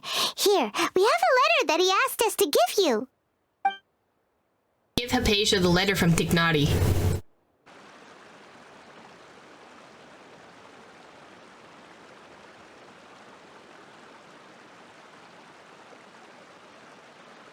I see. So, you're friends of Tighnari. I apologize for all the trouble I've caused you. I'm grateful that you came so quickly to save me. You even brought all this fruit. Wait. This isn't yours? Well, actually, we didn't bring the fruit. It was already here when we arrived. We were kind of wondering about that, actually. When we found you here, there was all this fruit lying around and even some juice dripping from your lips. How did you end up like this anyway? Oh, really? I seem to understand now. All the fruit was likely from my, neighbor. Must have come by and saw me like this. You're hiding something. Your neighbor? You mean there's someone else living nearby? Is it the round creature, kind of like a cabbage? Oh? So you're able to see them too? Wait, so the only people that can see them are the people that trip balls? Okay. You tell Hypatia and Paimon everything that happened after entering the cave. Wait, hold on a second, Traveler. You say that before we arrived, you saw some mysterious creature and suddenly had a strange dream? Isn't that a little too crazy to believe? No, I actually do believe what the Traveler is saying. I myself had a similar experience once before and ended up scaring my timid little neighbor here. You needn't worry. They mean you no harm. They only dragged you into the dream because they hoped to buy themselves a little time in order to scurry away. So, Hypatia, just what kind of creature is your neighbor exactly? Yeah, they look like the little sprites from My Neighbor Totoro, or like the little sprites from Stardew Valley. I'm not sure what it's called, to be honest. But I do know that they have some sort of deeper connection with the Dendro Archon. I know this because the first time I saw them was also the exact day my consciousness was able to form a connection with Irminsul. Even after I opened my eyes and stopped meditating, My heart was still pounding, and my mind was racing with all the knowledge that I had touched. And at that very moment, I suddenly noticed a small figure at the opening of the cave. Oh, he doing a little jig. In my curiosity, I began to walk over to the creature. They must have already been used to me living in the cave, because they didn't seem to mind me approaching them. They just kept doing whatever they were up to. It wasn't until I crouched down next to them that they suddenly realized that I could see them. Oh, and then? And then I had a dream. By the time I came to, they were nowhere to be seen. I was convinced they'd never show up again. But sure enough, I saw them nearby a few days later. And they weren't alone. I feel like they aren't as afraid of me as the first time I approached them. But I never would have expected them to save me. Sounds like a great neighbor, you know, the kind of neighbor that only lives in their basement and basically doesn't disturb you. Sound like a great neighbor. Yes, no doubt about that. By the way, Tighnari mentioned in his letter that you had questions for me regarding Irminsul. Oh, you should probably eat first. Sorry about that. Sounds like just drinking juice still isn't quite enough for my stomach. Well, if somebody hadn't dropped the food earlier... Anyway, looks like we'll need to prepare something ourselves. Besides, Paimon's getting hungry too. Let's eat first and talk about Irminsul later. Alright, we're up, Traveler. Today's menu will feature Sweet Madame and a radish veggie soup. You'll love them, Hypatia. They're our specialties after all. Yeah, chicken and soup. Sounds good. I've never tried any dishes from other nations before. I certainly look forward to it. It's been so long since I've had a decent meal, too. To be honest, the last time had to be when Tighnari came to visit. I think you gotta treat yourself to some food, ma'am.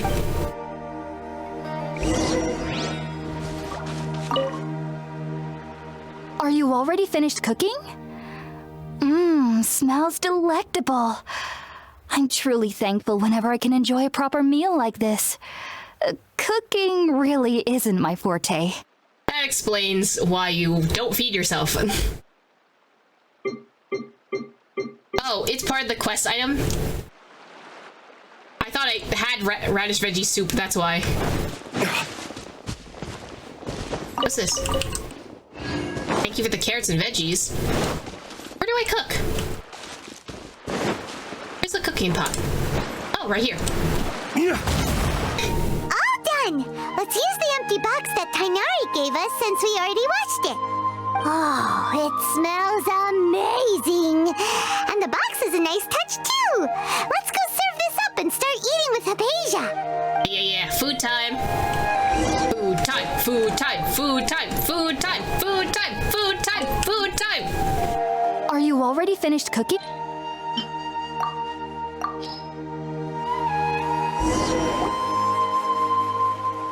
After a delicious meal together, you tell Hypatia about the connection with Irminsul. Even though everything you mentioned was in Tighnari's letter, it's still hard to believe you were able to connect with Irminsul immediately after smelling Spiritborn ale for the first time. You know, we're just special like that. It took me nearly 3 years before I could do so. And everyone at the academia even lauded me as a genius. You should know that some researchers spent their entire lives without ever successfully connecting with Irminsul as you have. So why does this incense allow people to connect to Irminsul? Are we burning, like, pieces of the Irminsul? The ingredients used to make Spiritborn ale primarily consist of plants created by Greater Lord Rukkhadevata. These special ingredients are conducive to heightening our senses to the Dendro Archon's power. Since the root of the Dendro Archon's power lies within Irminsul, we can occasionally tap into her powers to peer into the depths of the earth. I think I understand. Naturally. Anyone who can establish a connection with Irminsul in their first ever attempt must be a person of great understanding. Makes sense. But Paimon's got a question. Why was he sensitive to the smell of those plants for such a long time? That was primarily due to his body's unique constitution. Stimulated by the incense, he could perceive the Dendro Archon's power and experienced a sensory overload, hence the adverse reactions.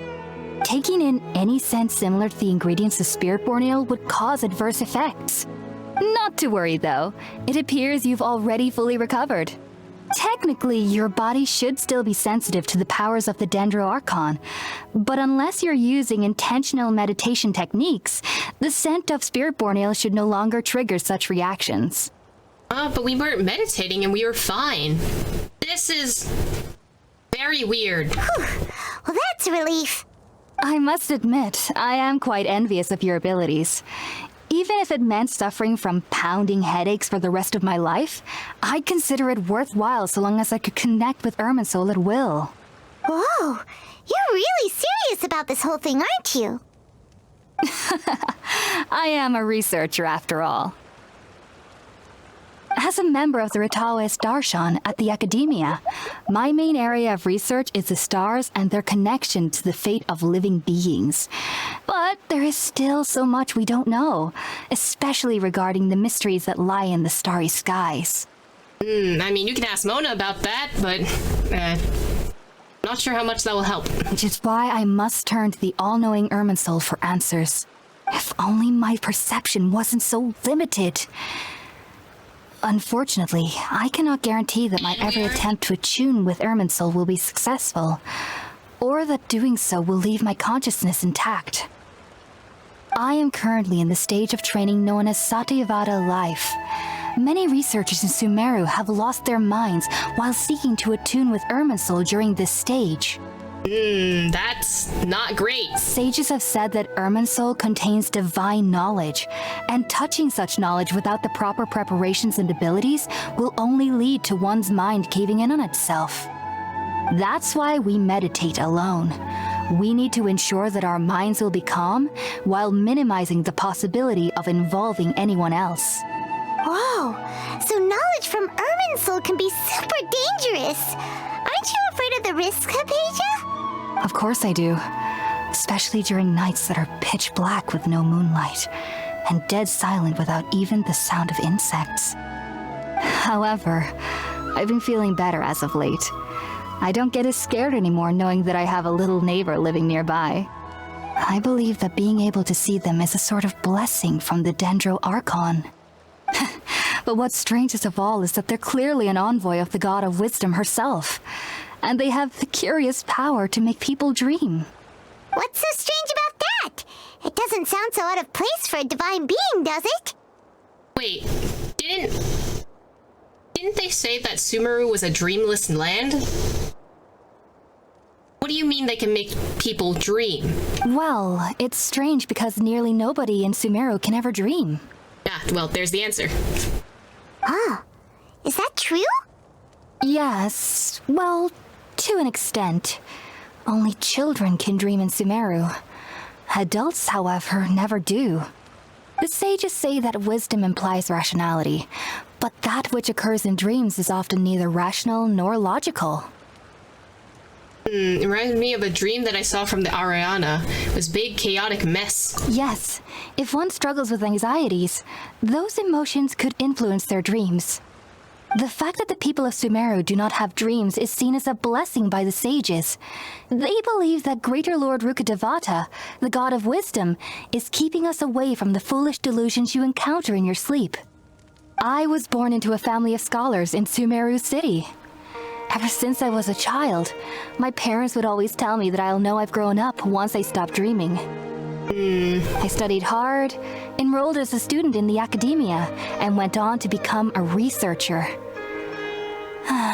Sure enough, I never dreamed again. But then, on the day I scared the little Aranara, I suddenly saw a dream again. It was incredible. Though I don't exactly remember what I saw, I clearly recall the feeling. I suddenly felt like I was a child again. Back then, I was foolish and ignorant as any youth would be, but I was free of fear. Maybe dreaming isn't as bad as we've made it out to be. Just be sure not to speak of this if you travel to Sumeru City. They'll look at you as if you've lost your mind. Okay, so don't talk about dreams in the city. Got you. So, do you have any thoughts about the things he saw when he connected with Irminsul? Sorry. I'm afraid I don't have any answers as of now. All I can say is that what you saw is a memory contained within Irminsul itself. World forget me. What could that possibly mean? If only I could ascend past Satyavada life and begin Paripurna life, I might have some more answers for you. If you two are ever in the area again, please be sure to come and see me. Thanks, Hypatia. We wish you luck on your endeavors. There's no need to be thanking me. You two are my saviors. Besides, I'm already looking forward to tasting some more of your cooking. You continue chatting before settling down for a good night's rest. Now that we know Hypatia is alright and had the chance to ask her some questions, Paimon thinks it's about time to head back to Gandharvaville. Think about it, Tighnari. Refusing to join is tantamount to burying your head in the sand. I understand that you're a forest watcher and that it's your duty to combat the effects of withering zones, but isn't it evident that such work is not a lasting solution to the problem? As Sage Kage clearly stated, your presence and guidance in Sumeru City is pivotal in finding a cure for Irminsul. How could you possibly refuse? Keep your emotions in check, Ghulam. Let's at least listen to Tighnari's reason for declining. We're here to invite him to the academia, not to cause a scene. That dude has a cool mustache. Sage Kage, I'm truly honored that you came here in person, but I'm afraid I must still decline your invitation. I'm merely a forest watcher. How could the great minds of Haravatat have any need of someone like me? Well, it turns out that your refusal letter had some implications on your master's reputation. He is a renowned sage of the Immorta, after all. So now I've come here in his stead. I see. Huh. And I figured that given his temper, he would come here and berate me personally. Tighnari, your master is an integral part of this effort, and now he requires your assistance. And what exactly does my master need of me, Sage Kage? You'll know once you've arrived in Sumeru City, that is. So why can't you tell him? And how long will I be required to stay? There's no definite answer as of now. Do you mean to tell me that despite coming all the way here to Gandharvaville, you still can't answer the questions I laid out in the letter to my master? If that's the case, then I'm afraid I cannot give you a definite answer either. Tighnari, but you... So be it. Come, Ghulam, we're leaving.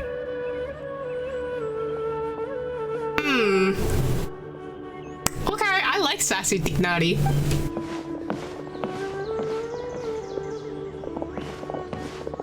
I don't like the way he looking at me. I don't like that. Tighnari, what was that all about? It's nothing. Some people from the academia wanted me to go to Sumeru City to assist them with a project, but I had to refuse on the account of all of my responsibilities here. Okay, if you say so. But all that can wait. How did things go with Hypatia? They went well. She's okay. It was quite the eventful trip, but the main thing is that she's safe and sound. She answered a bunch of questions for us too. Very good. Now that the traveler has made a full recovery, there shouldn't be any reason for you to tarry here any longer. I assume you'll be heading to Sumeru City, correct? Yep. That's right. We want to meet Lesser Lord Kusanali and ask her for advice. Do you have any idea on how we can find her? Sorry, I'm afraid I don't have any advice for you there. Well, do you at least know anyone we can try asking in Sumeru City? Let me think. My trips to Sumeru City have been fairly short, and most of my acquaintances are researchers. How about this? I'll write you a letter of introduction that you can give to a researcher I know. He's from the Immorta Darshan, and he's adept at gathering information. Asking him might prove worthwhile. Immorta Darshan? I guess it's part of the sage that he's, I guess, associated with? Also, when you enter Sumeru City, you'll probably end up receiving something like this item here. I'm not sure if it will ever come in handy for you, but maybe you can give it a try. Oh? What is it? It's called an Akasha Terminal. It's a tool produced by the academia that utilizes the legacy of Greater Lord Rukkhadevata. Some say that this very item is the basis of Sumeru's reputation as the City of Wisdom. Needless to say, this device and its usage fall under the academia's expertise. So I'll leave it to them to show you how to use it. Great! Next up, Sumeru City! But wait, before that... We gotta say goodbye to Kole. That's right! Tighnari, we have something important to say to Kale before we leave. Is she doing better now? Yes, she's doing much better. After being confined to her bed all this time, I thought a little walk would do her some good. Last I saw her, she was taking the path towards the North Crossing. She knew that you two would be leaving soon, so she must have wanted to see you off. Thanks, Tighnari. All right, let's go! Farewell, and good luck to you both. Thanks, Tighnari. We're gonna come back for you at some point. Definitely. Kole! I've been waiting for you two.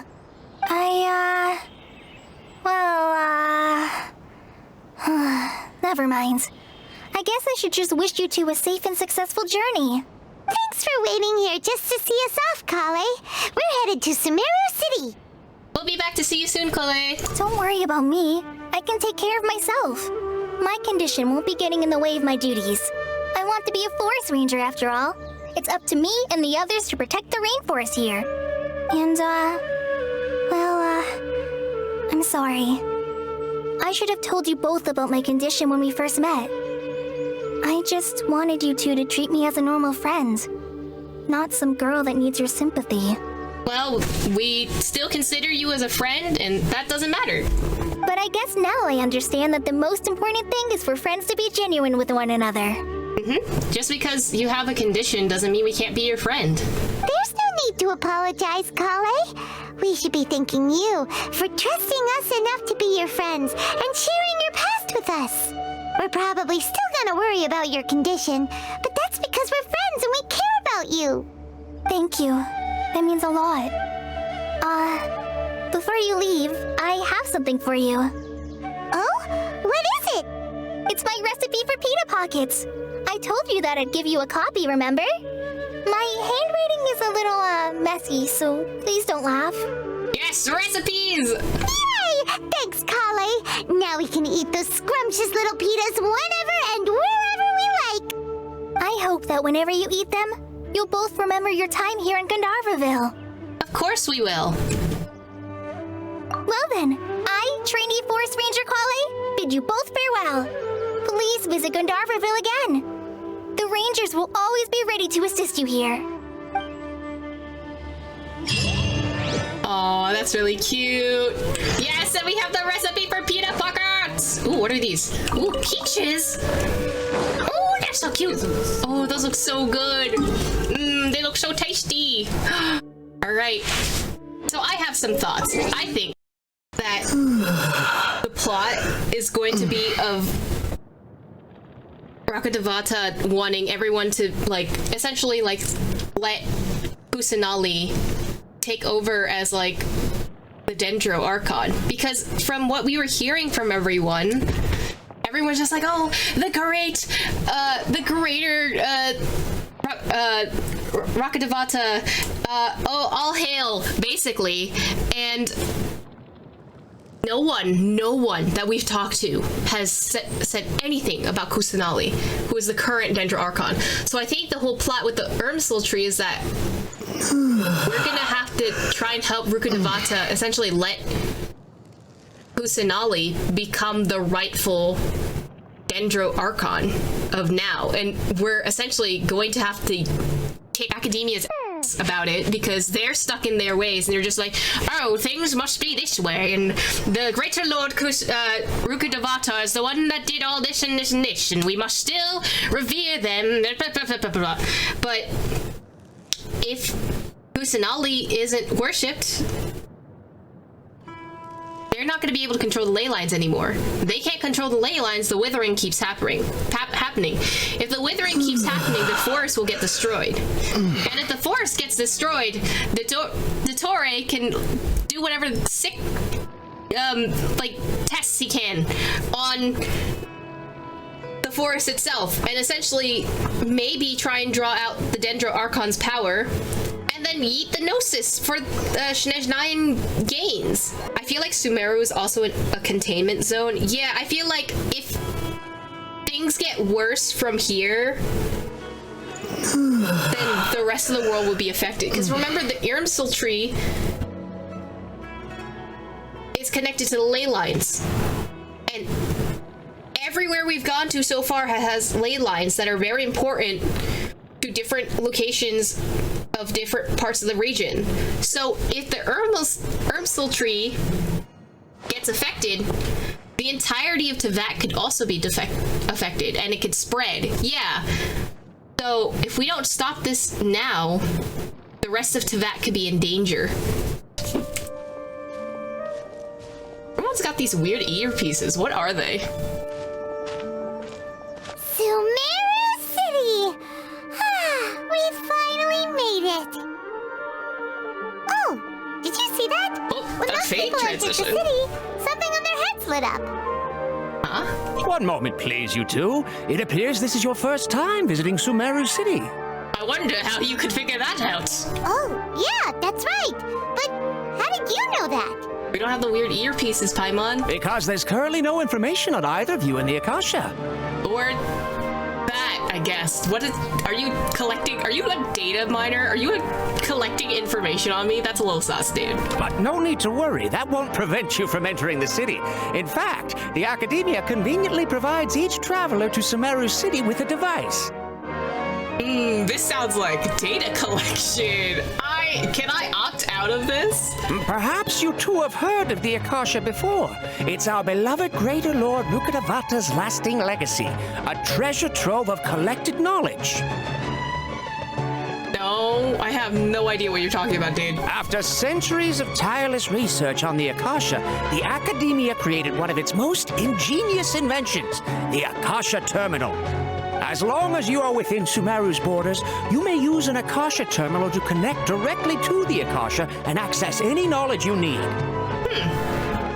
This sounds great, in theory, right? What happens if there's a glitch in the system?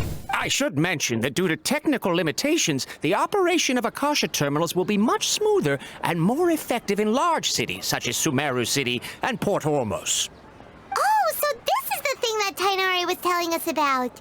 It sounds pretty amazing.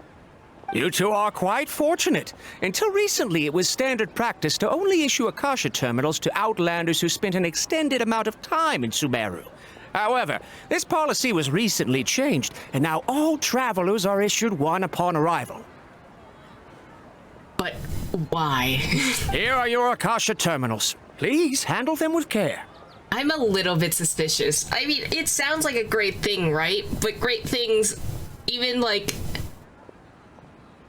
the most mundane things can be manipulated by bad people, so... Oh no, I'm a little suspicious right now. It kind of looks like a leaf. That's actually really cute. To activate it, simply hold it in your hand and say the following phrase to yourself. May the mighty God bless us with their voice of wisdom. Oh, since this little doodad lets you access knowledge, maybe we can use it to find a way to meet Lesser Lord Kusanali. Let's give it a try. Ahem. May the mighty God bless us with their voice of wisdom. Oh, well that's convenient. Oh, I have a headset too? Whoa! Just now, something clicked, and Paimon suddenly knew how to use this thing. It seems all we need to do is concentrate on what we want to know, and bam! You get it. Oh, that'll come in real handy. I was about to find the nearest place to get food, like... Exactly. That is the power of the Akasha. And with that, let me officially welcome you both to Sumeru City. May the wisdom of the Dendro Archon always be your guide. That's really cute that they also give Paimon one too. Like, this is the first time I think that the Archon storyline is like directly letting Paimon have a hand in this. Okay, now that we're in, we can check the Akasha about Lesser Lord Kusanali. Let Paimon try. 500 years ago, the sages found a newly born deity from within some scorched ruins. The deity now resides in the sanctuary of Suristana. Seems pretty similar to what Kali was telling us. So we could just go in there and just knock on her door and just say like, hey, what's up? How you doing? Like, this seems a little too easy compared to like the other Archons we've met. Okay, next, let's concentrate on asking how to meet her.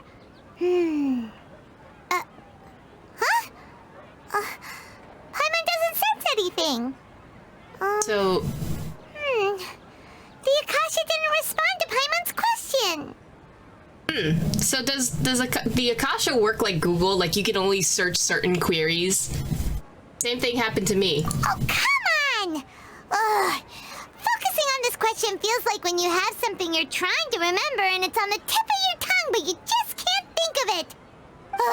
Paimon's brain is exhausted. Maybe I'll indirectly find more information about Kusanali. Oh, smart idea. But what are you going to ask it? Think, why doesn't the Akasha answer my question? Think Lesser Lord Kusanali, think Greater Lord Rukkhadevata. I'm a little confused why...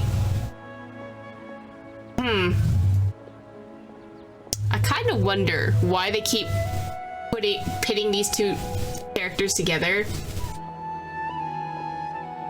Because I feel like that will be important later on in the story. I don't want to click this, but if we have general information about Kusanali, maybe that'll help. Some knowledge began to trickle into my mind for a moment, but there wasn't really anything I already knew.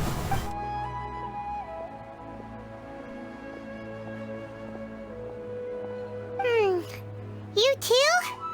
Well, glad it's not just Paimon. So why is there can't not be any information on Kusanali? Like, if we're considering the Akasha to be Sumeru's digital age, right? There has to be more information. Someone's withholding information from us, I think. Think Greater Lord Rukkhadevata? There's probably gonna be a lot of information on this one. Many bright dots of light appear in my mind. I probably need to calm my mind and focus more to understand what they mean. Feelings of affection, intimacy, nostalgia, sadness, and anxiety also come to my mind. These seem to be what the people of Sumeru feel about their departed Archon. Uh-oh. Paimon's getting all teary-eyed all of a sudden. It feels like the people of Sumeru really miss their Archon. Think, why does the Akasha not answer my question? A vague thought suddenly comes to mind. The Akasha doesn't unconditionally respond to every query. Also, even if the same query is requested by multiple people, the Akasha still imparts knowledge based on each person's identity, age, experiences, and other demographics. So you're telling me that the Akasha has an algorithm for a search query? That's... I like that. That's a little sus. Huh. Could it be because we're Outlanders and we've only just arrived in Sumeru? You know, maybe we're not qualified to receive an answer to this sort of question or something. I don't know. Why would a search engine have an algorithm that essentially blocks you from... Well, actually, I feel like Google has an algorithm, Bing has an algorithm. Like, they have algorithms to sort things to, like, the top and stuff, but preventing information... That seems a little bit suspicious. Well, seems no matter which way we try, we can't find anything that'll lead us to Lesser Lord Kusanali. Guess our only choice now is to try meeting with the researcher that Tighnari recommended. He's from Sumeru and even has a position in the academia. Maybe he'll be able to access more info from the Akasha. Let's see. Tighnari wrote an address on the letter's envelope. Oh, it's not far from the city's gate. Let's head over and have a look. Hopefully he's at home. Hello, are you Rohawi? Yes, that's me. Can I help you? Great! You see, Tighnari sent us here and... What? Tighnari? Please, there's no need to say anything, really. Sure, I admit that the article I published last month wasn't my best work, and maybe the data didn't produce the most convincing results, but... Are you good, buddy? I think you misunderstand us. We're not here to discuss academics. Here! This is a letter from Tighnari! Oh, let me see. Oh, ooh, what a relief. You two nearly scared the life out of me. So you two just have some questions for me? Yes, but one of the questions is, why are you so scared of the academia? What did they do to you? Seems even Tighnari acknowledges my innate ability for procuring information. So, what is it you two would like to know? Where's your god at? We want to meet with Lesser Lord Kusanali. Do you know a way we can do that? You mean you want to meet the Dendro Archon herself? This isn't exactly my area of expertise, but let me see what I can find in the Akasha. Ah, yes. How customer servicey of you.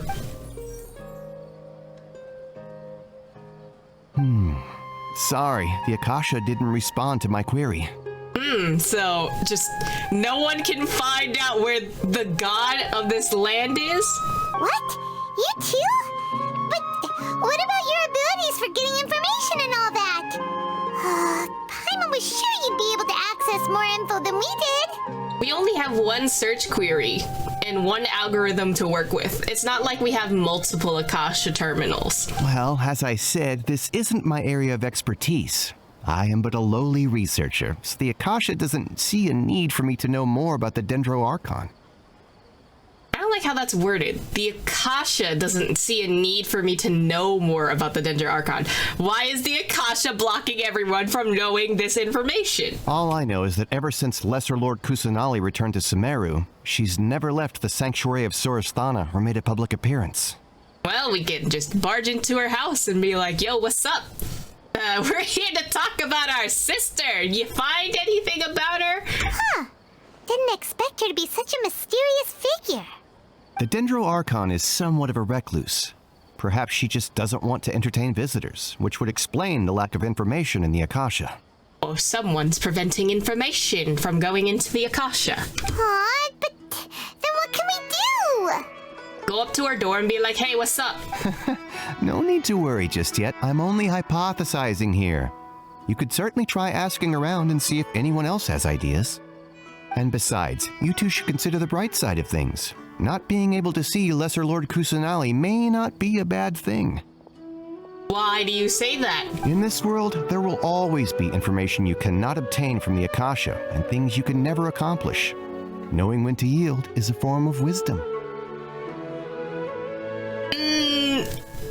I don't know about that, Chief. I still want to find out more information. Take me, for example. It's a miracle if my brain cells can spit out one paper every 3 years. But Tighnari? That guy can publish 3 papers in just a single year. Okay. Thanks for your advice. Don't mention it. If you two ever want information about things like who's been promoted within the academia or relations between the 6 great sages, come find me. Oh, so by area of expertise, you mean gossip. Hey, come on. This is a survival skill at the academia. No, fair enough. Information is information. Oh, Paimon's expectations were pretty low, but this is so low, it's like digging holes in the dirt. So what do we do now? Even if we want to talk to someone, we don't know anybody here. No, there's still one other person we know, and also that guy's looking real suspicious at us right now. Huh? Like who? Ad Astra Abasosk. Oh, you're right! Catherine! The Adventurers Guild has its own intel network. Let's hurry and find her. Some tests again. What are you looking at, buddy? Look at that.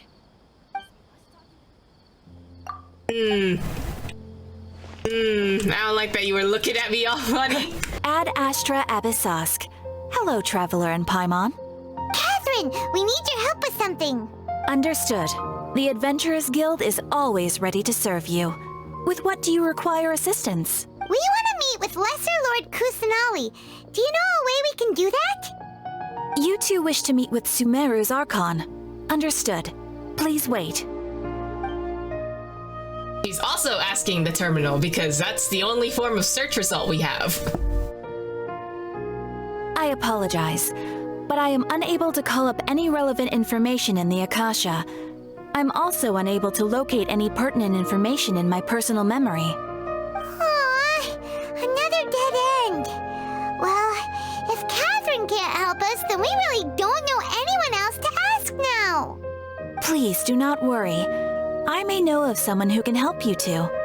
In Sumeru, the Adventurers Guild does not serve as the vanguard of information. Rather, there are numerous active mercenary groups collectively known as the Eremites. They take on various contracts and work all across Sumeru, so they naturally accrue intelligence. Contract workers, okay. An Eremite brigade called the Corps of 30 is in charge of Sumeru City's defenses. Not only are they the oldest brigade, but they are responsible for managing and coordinating the affairs of all other mercenary brigades. Corps of 30? What a weird name. Probably because there are 30 of them. Supposedly, they are named as such because their ranks numbered 30 at their inception. Or that works. Asfand, an advisor with the Corps of 30, maintains good relations with the Adventurers Guild. Though he's already retired, he and his words carry great weight within mercenary circles. If you'd like to get in contact with him, you can find him at the Corps of 30's headquarters, the Citadel of Rexar. Thanks a bunch, Catherine. You're welcome. I wish you two the best of luck. We look forward to your exploits in Sumeru. All right, off to the Citadel of Rexar we go! There's flowers up. Welcome. The Adventurers Guild told me to expect you two. Information travels fast in the city, huh? It's nice to meet you, Asfand. We'd like to ask you about something.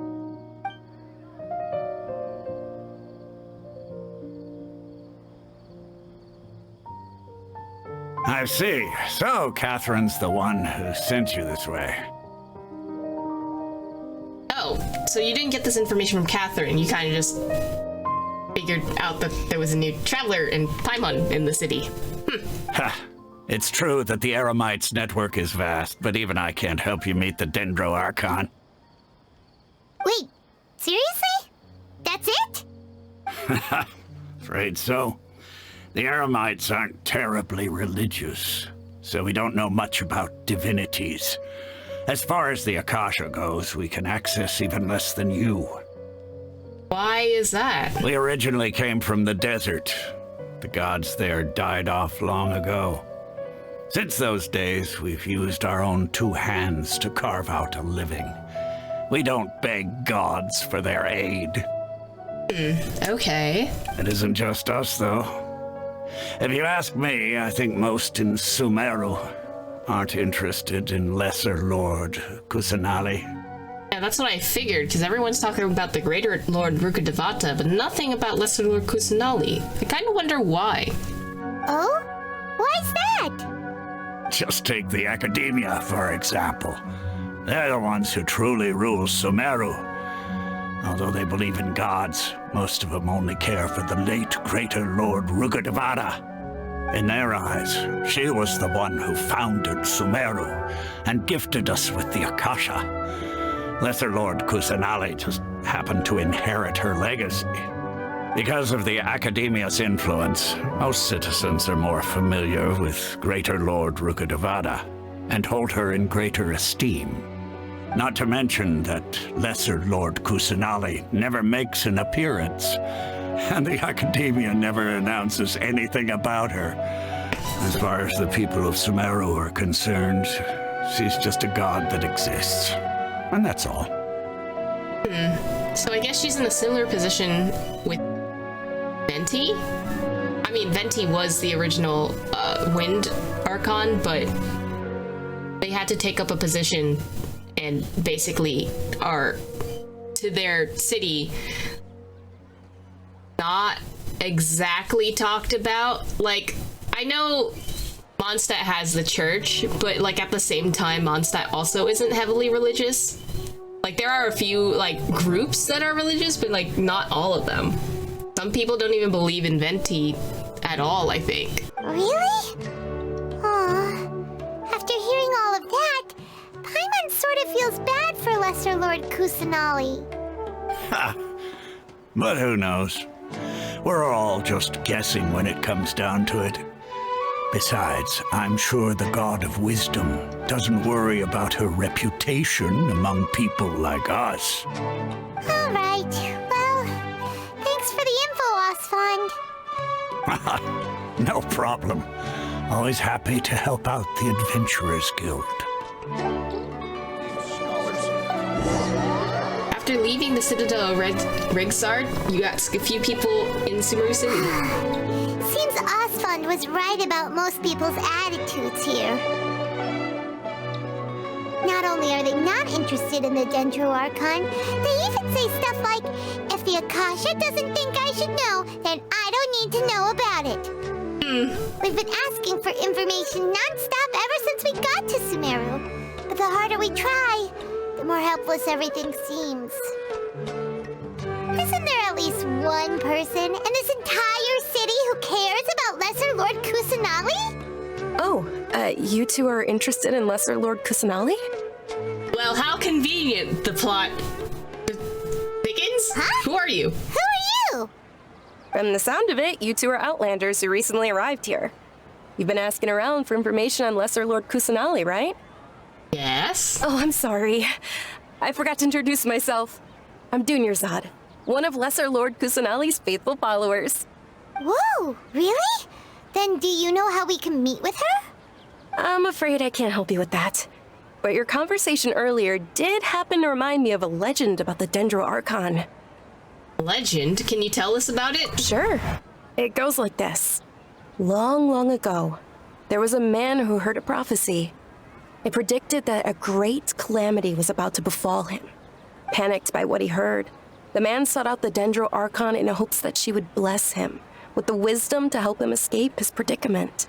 The man journeyed across deserts and through rainforests and experienced tribulations of every kind. However, he still couldn't find any trace of the Dendro Archon. In despair, he thought, alas, the Archon has abandoned me.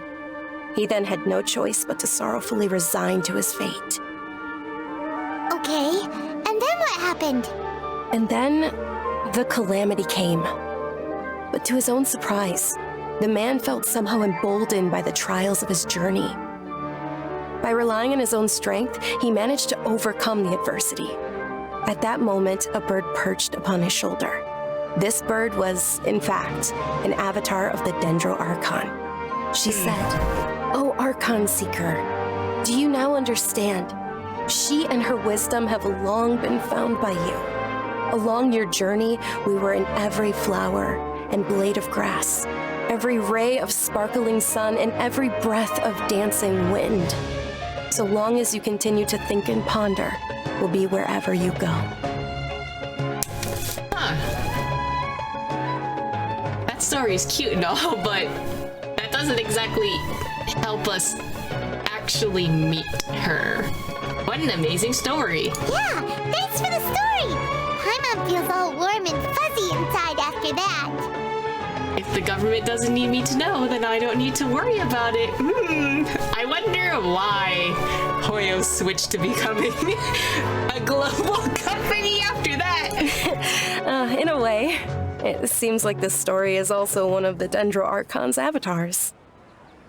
Dunyarzad, since you worship Lesser Lord Kusanali, can you tell us anything else about her? Of course. So did you two know that, I'm terribly sorry, but it seems something's come up now. Let's chat another day. Why? Okay, they did a shot of the Eremites walking in. Are you threatened? Did something happen? Dunyarzad? Dunyarzad?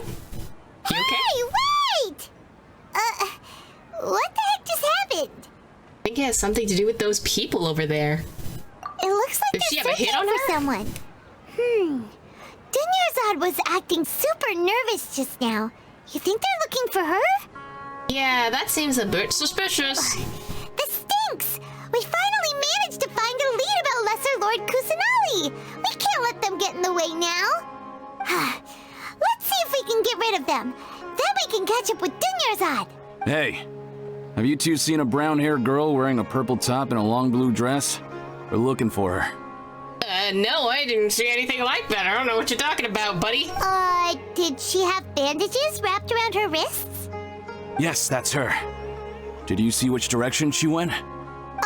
Yeah, she went that way. Quick, after her! Why? Why are you two chasing her? What'd she do? That should keep him busy for a while.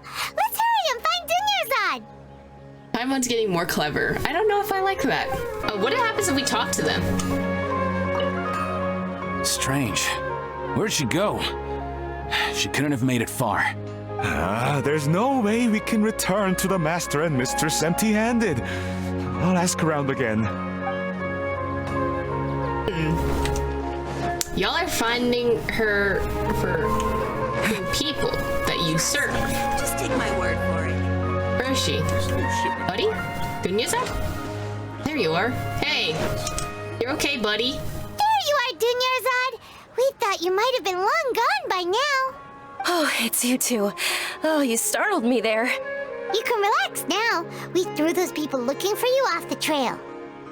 But if you are both connected to the Akasha terminal, can't you just look up where she is? Like, think about it. This is like it's basically a tracking system. Really? Thank you so much.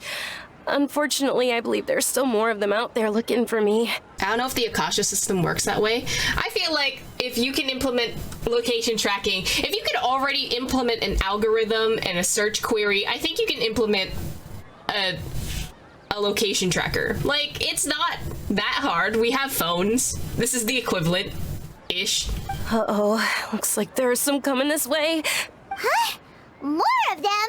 Then what are we standing here for? Run! No, wait, my body isn't in the best shape. It's difficult for me to run. How about we find some place to hide? Okay, sounds good. There's a tavern on the other side of the port we can go to. They probably wouldn't expect me to hide in a place like that. All right, let's move out. Stay behind us. We'll keep an eye out for anyone looking for you. Are we doing a sneak mission? Oh, no. Don't be suspicious. Don't be suspicious. I'll walk up to them and ask them what they're doing. Excuse me, sir. Have you seen a brown-haired girl wearing a purple top and long blue dress? Hey, what did you say?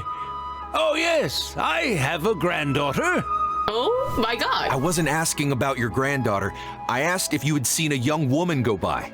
Ah, yes, she and her parents settled down in Port Ormos. I haven't seen her in a long time. Why is there a hit on her? It's the real question. Where is the tavern?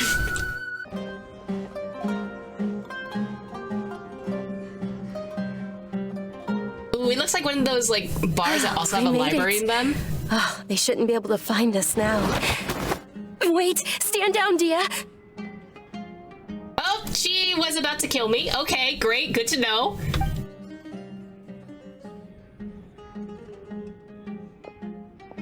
My lady, who are these two? My lady? They're travelers that I met on the street just a moment ago. They happened to notice that you were all searching for me, so they helped me hide. I see. In that case, you two should scram. There's nothing here for you. Hey, we were looking for information. Don't come out at us. Wait a sec. Who the heck are you? And why are you shooing us away? I'm Miss Dunyarzad's bodyguard, here to see that she returns home safe and sound. My lady, let's get going. You've been gone for so long that your parents are worrying themselves sick. My lady, you're a princess? And if I refuse to go with you? Okay. It'd be easier for the both of us if you cooperated. But if you insist on not going, then I'll have to carry you like a sack of potatoes. Hey, Dunyarzad already said she doesn't want to go back. Why are you still pushing her? Stay out of this. You don't understand the situation. I don't, but I would like to know more. She's rude, Toba! Stop! Sorry, my lady. Even though I'm your bodyguard, your parents are my employers. I have to answer to them. How much? Wait, what? You're gonna buy her off? How much more do I have to pay you to become your employer? So you never listen to my parents ever again. Double? A triple? Give me some time and I'll get that much. My lady, this isn't about Mora. I don't know what you think of us Eremites, but let me say this. I like Mora, but I'll never go against my principles. That's why I'm here looking for you. Sure, it's an order from my employer, but my conscience was also telling me it's the right thing to do. And knowing your health, carelessly running around like this is gonna hurt ya. For the sake of those who love you, don't be stubborn. No, you're wrong. I'm aware of my limits and I know what I'm doing. Honestly, the only people being stubborn right now are my parents. So I love that you two are having a nice heart-to-heart. Could y'all explain the situation, though? And I know perfectly well that it makes no difference if I'm at home or not. They still won't accept reality. And every time I bring this up, they just change the subject. Dia, you've been living with us a long time already. This should be old news to you. Dia, I know it hasn't been easy for Mother and Father, and I'm grateful for everything they've done for me. But there's someone else in this world I'm also grateful to, because she saved me. The love I have for her is the same I have for my parents. This is my life and my last chance, so I want to do something meaningful. My lady, are you sure what you're doing now is meaningful? Yes, I'm sure. At least, it is to me. Fine, I won't ask you to return home anymore. But let me make something very clear. I'm only doing this because I respect your determination, not because I agree with you. Anyone want to catch us up on information? Thank you, Dia. Sorry for being so rude just now. My nerves were acting up. And I even brought up your payment in such an offensive way. Don't worry about it, my lady. I did say that I like Mora. Besides, that's our next topic of conversation. Today's little excursion caused such a ruckus that every single bodyguard at the estate was deployed. It wouldn't be easy to hide things from your old man. Since this definitely won't be your last escapade, here's a little tip. You should at least make it look like your room and things are still in order when you leave. Also, you'll need someone to cover you for when you're out and about. She want money? So, I'll let you hire me, my lady. This way, everyone wins. As for the pay, let's say half of what your father pays me. We can settle the bill when we return to the estate. Okay, deal. Do you have money like that, Dunyazard? Yay! Looks like they've reached an understanding. Yes, and I have no idea what actually happened. Are you good, buddy? I'm fine, really. I just feel a little tired now that things have calmed down. My lady, stop trying to look tough. We're already in a tavern, so let's rest up and grab some grub. I'm sorry for worrying you two. If you don't mind, I'd like for you to join us. Sure! After you rest up, we want to hear more about Lesser Lord Kusanali. Are we getting sponsored with food? Is that what's happening? Rest in the tavern for a while. Oh, this tavern looks so cool! Yes, I would like a meal. Well, if it isn't Dia, haven't seen you in nearly half a year. Word on the street is that you're a bodyguard for the Homayani family now. Don't you find that kind of work boring? Nah, you get used to it. How about a menu over here? You got it. Huh? Isn't this little Miss Homayani herself? We don't get to serve personages like you very often. We'll be sure to prepare our very best. Thank you, sir, but there's no need. I don't have a lot of Mora on me, and I really ought to save as much as I can. But please bring these two the best food you have. They're my new friends, so I want to be a good host for them. That's really cute. Oh, no need to break the bank. We'll eat whatever you order. Don't worry about it, and we'll pay for our own food. Yeah, we'll pay for our own food. You're on the run, buddy. Wait, we're paying for ourselves now? Aw, Paimon kinda wanted to try something fancy, but we aren't exactly loaded. Guess Paimon will settle for something ordinary. Good, because I don't have money on me. How about our coconut charcoal cakes? They're our signature snack, and they run cheap. Look, other customers over there are eating some now. They look kind of burnt and dry. Damn! Paimon will pass. Icky Paimon, now that's a first. You've cooked slimes before, though. Hey, come on! Paimon has personal preferences too, you know. After ordering, you continue chatting with Dunya-san about Lesser Lord Kusanali. We asked a lot of people when we first arrived, and almost nobody was interested in Lesser Lord Kusanali. So, what made you want to follow her? Well, remember when you asked me if I knew how to meet the Dendro Archon? Even though I don't know how, I think I've actually seen her before. What? How? Huh? Really? Yes, it was when I was a child. At the time, my illness had kept me bedridden for the better part of a year. I was stuck inside and couldn't make any friends, and my parents did their best to find treatments for me. But even then, the Akasha didn't have any helpful information. My younger self no longer had any hopes or dreams. One flare-up was so bad that I was in a semi-conscious state for several days. Then one night, I woke up alone in my room. I was terrified. My body was paralyzed. Even if I cried, there was no sound. At that moment, an ethereal voice spoke in my mind. Dunyarzad, don't be scared. You don't have to cry. Dunyarzad, don't be scared. You don't have to cry. That's the same voice that we heard in the Golden Island Archipelago. That is Kusanali. Who are you? How do you know my name? How do I explain this? You might not be able to understand, but actually, I know everything about you. Really? Of course. I know that you're scared of thunder, that you hate taking medicine every morning, and that you love counting the petals on your mom's skirt. Wow, you really do know everything. Dunyarzad, is there anything you want? Want? Not really. I can't go anywhere or do anything. Huh? But aren't you a child? All children have wishes. Tell me what you want, and maybe I can make it happen. And can you make my illness go away? Oh. I'm sorry, but I'm not powerful enough to do that right now. Because no one worships her, so she doesn't have any powers? Then, can you be my friend? Oh.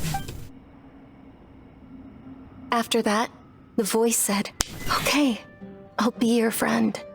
Oh, that's so cute! Although my body was suffering during those days, that voice encouraged me and told me many wondrous things. Beyond my window was the flourishing Sumeru city. Beyond the city was a lush rainforest. And beyond that was the wall of Samiel, deserts, and all of Teyvat. Once I finally made it through that bout of illness, I couldn't hear that voice anymore. I told my mother about it, but she said that I must have been dreaming. But I know that that voice wasn't a figment of my imagination. Before that, I had never heard of Teyvat. So, you believe that the voice you heard was Lesser Lord Kusanali? Yes, for sure. If it weren't for that voice, I would have never grown curious about the outside world, nor would I have learned how to read and enjoy so many books. That voice sparked a desire for wisdom. It had to have been the Dendro Archon. I've been hoping for a chance to repay her kindness. In fact, I was running around today to help prepare the Sub-Zero's festival for her. What's the Sub-Zero's festival? It's Lesser Lord Kusanali's birthday, which was the day that she was found by the sages. It's actually an old holiday that originally celebrated Greater Lord Rukkhadevata's birthday. When she passed away, the holiday eventually became a celebration of the Lesser Lord's birthday.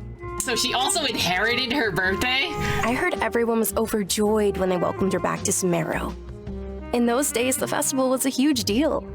But because of the Academia's influence, people have gradually lost interest in the festival. The Academia actively participates in Sumeru's many holidays dedicated to Greater Lord Rukkhadevata. But when it comes to the Sub-Zero's festival, forget any funding. They practically act like it doesn't exist. How suspicious. Maybe they see Lesser Lord Kusanali's birth as confirmation of Greater Lord Rukkhadevata's death, so they're reluctant to celebrate it. Aw, but that's awful. It is. It's absolutely terrible. Sure, the Greater Lord founded Sumeru, but hasn't Lesser Lord Kusanali been the one quietly protecting us for the past few hundred years? Just remember that we're still out in public. Don't get too carried away now. I know that people over by the Grand Bazaar still hold the Sub-Zero's festival to this day, but I hadn't met any of them before, so I was never able to contribute. But recently, I made a friend there who also follows Lesser Lord Kusanali. I gave her my savings because I want her to throw a wonderful festival this year. That's the least I could do for Lesser Lord Kusanali. That's really cute. Hold on, my lady, does this friend happen to be Nilu, the one who sends flowers to the estate? Yes, that's her. Why are you suspicious of Nilu? I saw her leaving the other day with a nervous look on her face. It seemed like she was hiding something in her arms. Did you give her something? Yes. Initially, I didn't have much more prepared, so I had Nilu sell one of my skirts. I've agreed with Nilu to meet up at the Grand Bazaar today and see how things are coming along. Dia, would you accompany me? Sure. That's quite the trip, though. I'll carry you. Not the I'll carry you. No, that would be too much, even for you. You might as well just accept the lift. If I let you walk, who knows how long it'll take us. And if anything happens to you, then I'd really never hear the end of it from your father. I love that you two are flirting and all, but can we also come along? But of course. Nilu will be thrilled to hear there are more people interested in Lesser Lord Kusanali.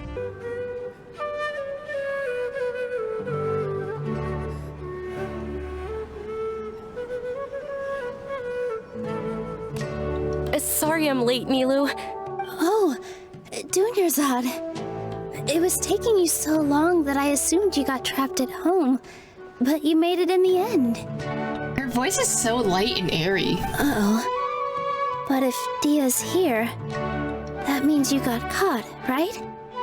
You could say that, but everything worked out. She's on our side now. Not that she's on our side now. She literally carried you here. She's been on your side from day one. Not completely. Oh, and who are these two? Oh, meet the Traveler and Paimon, my two newest friends. They're visitors who just arrived at Sumeru City and are looking for information on Lesser Lord Kusanali. So you're followers from another land? No, technically no. Oh, really? Well, that's okay. You're still invited to the Sub-Zero's festival.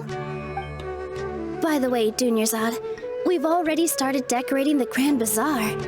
It looks spectacular, thanks to your generous contribution. You're very welcome. It's the only thing I could do. Do you still have enough Mora? Probably? But don't sweat it. We've already finished renovating the stage. Come on, I'll show you. I mean, everything looks very florally. I like it. It's very pretty. Wow! This place is amazing! Not bad. Last time I was here, the stairs were full of holes. The stairs were nothing. A little while ago, we discovered that the tree above the stage had a huge chunk of bark ready to fall off. Mr. Zubair was worried sick. We reported it to the Academia many times, but they never sent anyone to deal with it. We didn't want anything bad happening, so we were going to cancel all the stage performances. Why didn't anyone come to handle it? Oh, probably because it was the theater asking. Once again, the theaters are underfunded. The Academia looks down on performers like us. They probably think it would be best if the theater closed down completely. Boo! We can't let that happen, though. Not only would everyone involved in the theater go hungry, but then we wouldn't be able to hold the Sub-Zero's festival anymore. Thank the Dendra Archon for Dunyarzad. With the more she gave us, we hired someone to patch up the tree, and we also gave the stage a much-needed makeover. The stage is going to be even prettier when it's festival time. I can't wait for you to see it. Arts and science go hand in hand, idiots! Literally! There are researchers in the theater and the arts! And I can't wait to see you on the stage. You've been practicing so long already. It's almost time for your dream to become reality. It's our dream. I'll do my best for the two of us. Not the our dream, that's adorable. Milu, what are you gonna be doing at the festival? She'll be dancing the dance of Sub-Zeros, the most important performance at the Sub-Zeros festival. Junior Zod, have you told him the origin of this holiday? Nope, I would like more information, please. I only told them about the Greater Lord and Lesser Lord so far. Okay, then I'll tell you two about how this holiday came to be. Yes, story time, thank yous. According to legend, the Sub-Zeros festival was originally the Goddess of Flowers' birthday celebration for the Greater Lord. A long, long time ago, on one of Greater Lord Rukkhadevata's birthdays, her friends threw her a celebratory banquet. Some of the gods got drunk. One started playing music, and the Greater Lord started singing, so the Goddess of Flowers began to dance. As she danced upon the grass, countless beautiful parisaras began to bloom wherever she stepped. Those brilliant purple flowers became her dazzling stage. All the gods clamored, "Oh, if only time could stop at this very moment." Sounds like they had a great time. Of course they did. When people mention the gods, they always think of the Archon War. But Sumeru's gods also had happy times. Although they aren't around anymore, they're preserved in our tradition of dance. This outfit I'm wearing is apparently based on how the Goddess of Flowers looked. Though we're just tiny people compared to the divine, we still have to do our best to make sure that the birthday girl feels loved on her special day. Nilu, you of all people will definitely be able to convey our well wishes to the Dendro Archon. I also noticed that you went the extra mile and scattered parisaras around the stage. They symbolize the Goddess of Flowers, after all. It's just a shame that all the real parisaras went extinct after her death. This is the second time there's a god tied with a flower that happens to, like, not expire, because the glazed lilies did not expire. They still exist, but apparently all the real parisaras are gone, so these are like the cultivated versions, I guess? Yeah. The Greater Lord brought forth parisaras in memory of the Goddess of Flowers, but she ultimately could never truly replicate that beautiful purple. Thinking about the Goddess of Flowers dance makes me wish I could have seen it. If my stage were anything like that,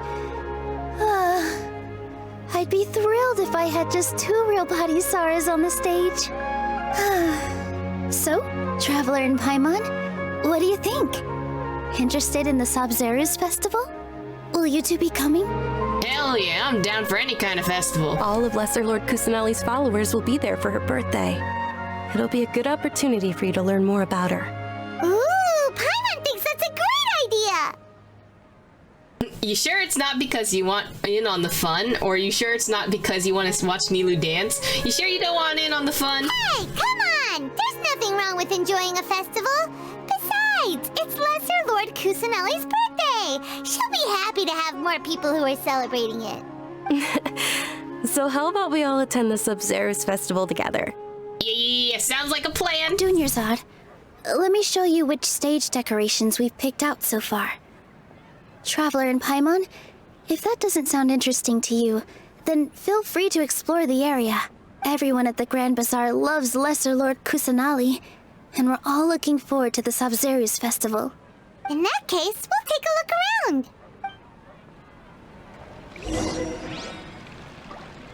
Walk around the bazaar. Oh, we will get to talk to her later. Okay. Who we have to talk to? Ooh, you don't want to dance. I wonder if the treasures I discovered in my youth might have been left by Greater Lord Rukkhadevata. I'm sorry, the what treasure now? The what? What were you talking about? Some treasure, sir? All right, let's not be like Paimon. Let's ask people. Things are really shaping up, and there's a buzz around the festival this year. We're expecting people from all over to come by this year and buy things during the festivities. Don't be fooled into thinking that Sumeru City has the best of everything. Some festival snacks are only offered here in the Grand Bazaar. Ooh, snackies? And when it comes to musicians, dancers, or singers, the Grand Bazaar's got the best of the best. Sure, those folks at the Academia might not like it, but what's a festival without song and dance? I don't like that the Academia don't like theater. Like, that's like the one thing. I see the Goddess of Flowers is like Guizhong and Lia. That's what I was saying! Huh. Revamping the stage for the festival couldn't have been easy, that's for sure. I bet this year's festival will be one to remember. I don't know much about the Grand Bazaar, but I do know that the residents here have a penchant for song and dance. Two things that the Academia doesn't particularly approve of. Why doesn't the Academia like song or dance? Oh, and the perfume sold around here is a lot better than what you'll find elsewhere. The fragrances are longer lasting and they're gentler on your skin and, I mean, that's what I've heard at least. Oh, I see you're like Goru. It's okay to take care of yourself, buddy. Get your perfumes. Do what you gotta do. We don't judge. By Greater Lord Rukadevata. Whoa! What's with your yellow hair? And why do your clothes look so funny? Are you an Outlander? Yes. How dare you profile me off the bat? Did you know that the Sabzeruz festival is about to happen? There'll be loads of fun things to do at the festival. But the best part is when Ferris, the Knight of Flowers, passes out candy to everyone. You know what? That sounds like it would slap. Oh, your name is Swoof? Your name is Swoof, buddy? Oh, what a cute boy. A natural born singer. What a baby. Oh, what a cutie. Ah, dancing at the Sabzeruz festival. You know, I also danced when I was younger. As a child, I even asked my grandmother why we performed the dance for the Lesser Lord when it was originally done to honor the Greater Lord. My grandmother said that Greater Lord Rukadevata is a beloved deity and honored by all. And Lesser Lord Kusanali is too. If the Goddess of Flowers ever knew Lesser Lord Kusanali, then she would certainly have wished to be her friend and hold celebrations for her too. The Sabzeruz festival has been losing its appeal over the years. That is, until a wealthy benefactor stepped in this year and brought the festival back to life. I heard she forked out a lot of mora to make it all happen. It keeps sounding like the Sub-Zero festival. I'm so weak. Nilu, your outfit looks amazing. There's also something different about you from when we first met up. I thought I'd add a little extra pizzazz to my dress for the festival. See? Wow, did you sew all that yourself? Uh-huh. Sewing is a fundamental skill for everyone in the theater company because we make all our own costumes. Did you know that Mr. Zubair not only can make costumes, but props too? We love our costume and prop designers in this house. I've noticed that you can't keep your eyes off that crown over there. Would you like to try it on? May I? Of course. The legends say that the Goddess of Flowers had beautiful horns on her head, so this crown was made to reflect that. Dunyarzad, you look absolutely stunning with it on. It's like I'm looking at the Goddess of Flowers herself. Just Photoshop a crown on her or something.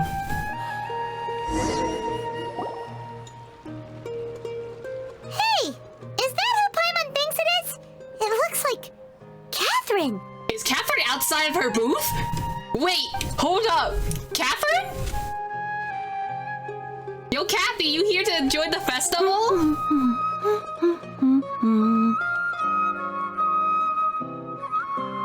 Huh. Come to think of it, Paimon's only ever seen her behind the counter at the Adventurers Guild. This is the first time we've ever seen her taking a break. Hey, Catherine! Huh? Oh, hey! It's the Traveler and Paimon! What's shaken? Whoa! Break time Catherine sure sounds a lot less formal than usual. Paimon was still waiting for her to say Ad Astra Abyssosk. Sure. Standing behind the counter at the Adventurers Guild doesn't require any complicated functions. But saying and doing the same old things over and over again can get pretty monotonous. Like watching the same Fontaine movie day after day. But take you two, for example. You travel across Teyvat to enrich your lives and gain new experiences. Well, we enjoy traveling across Teyvat and all that, but we're mainly looking for clues about his sister. Yes, you should keep searching. Sometimes the answers we're looking for aren't necessarily at our intended destination. Instead, they're found along the way. Huh. Haven't we heard someone say something pretty similar recently? Anyways, what brings you out here, Catherine? She seems a lot more fun off the clock. Like, she vibing. What's shaking, literally? Are you a fan of the Sumeru's festival? No, not particularly. I guess you could say that I'm loving the recent atmosphere here. If festivals bring happiness to everyone, then that's where their true value lies. Oh, it looks like it's about time for me to be heading back now. Damn, how long's your break, buddy? Alright, we'll see you next time at the Adventurers Guild. Oh, by the way, thanks for connecting us with the Eremites. We've already made some great friends in Sumeru City thanks to you. I'm sure you two will get along well with the people here. You've already been blessed by the element of Dendro after all. See you around. Bye, Catherine. There's something really different about Catherine today. I mean, she off the clock. She don't have to be so formal. Hey, Traveler. Paimon. Oh, hey, Dia. What's going on? I've got something to tell ya. My lady knows you're looking for ways to meet Lesser Lord Kusanali, and she's been trying to come up with a way to help you. Well, I have an idea that might help. Oh. Are you serious? We'd love that. It might not necessarily pan out, so don't get your hopes up too much. I'll need to take you two somewhere and ask someone some questions. What about Dunyazard?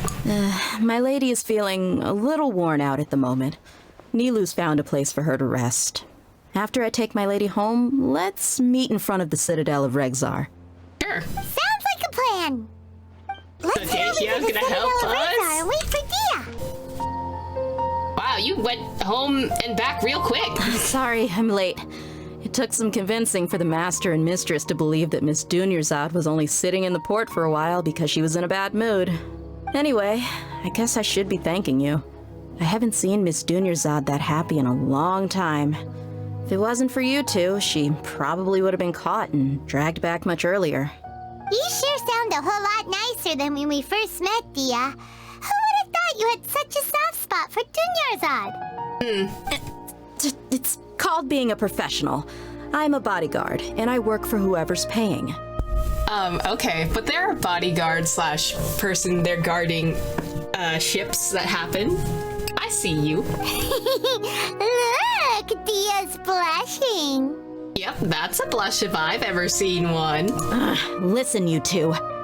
I don't expect to be working for Miss Dunyazad very long, but I hope to finish things on a positive note if possible.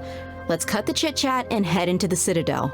We'll see if the person I know has a way for you two to meet with the Lesser Lord.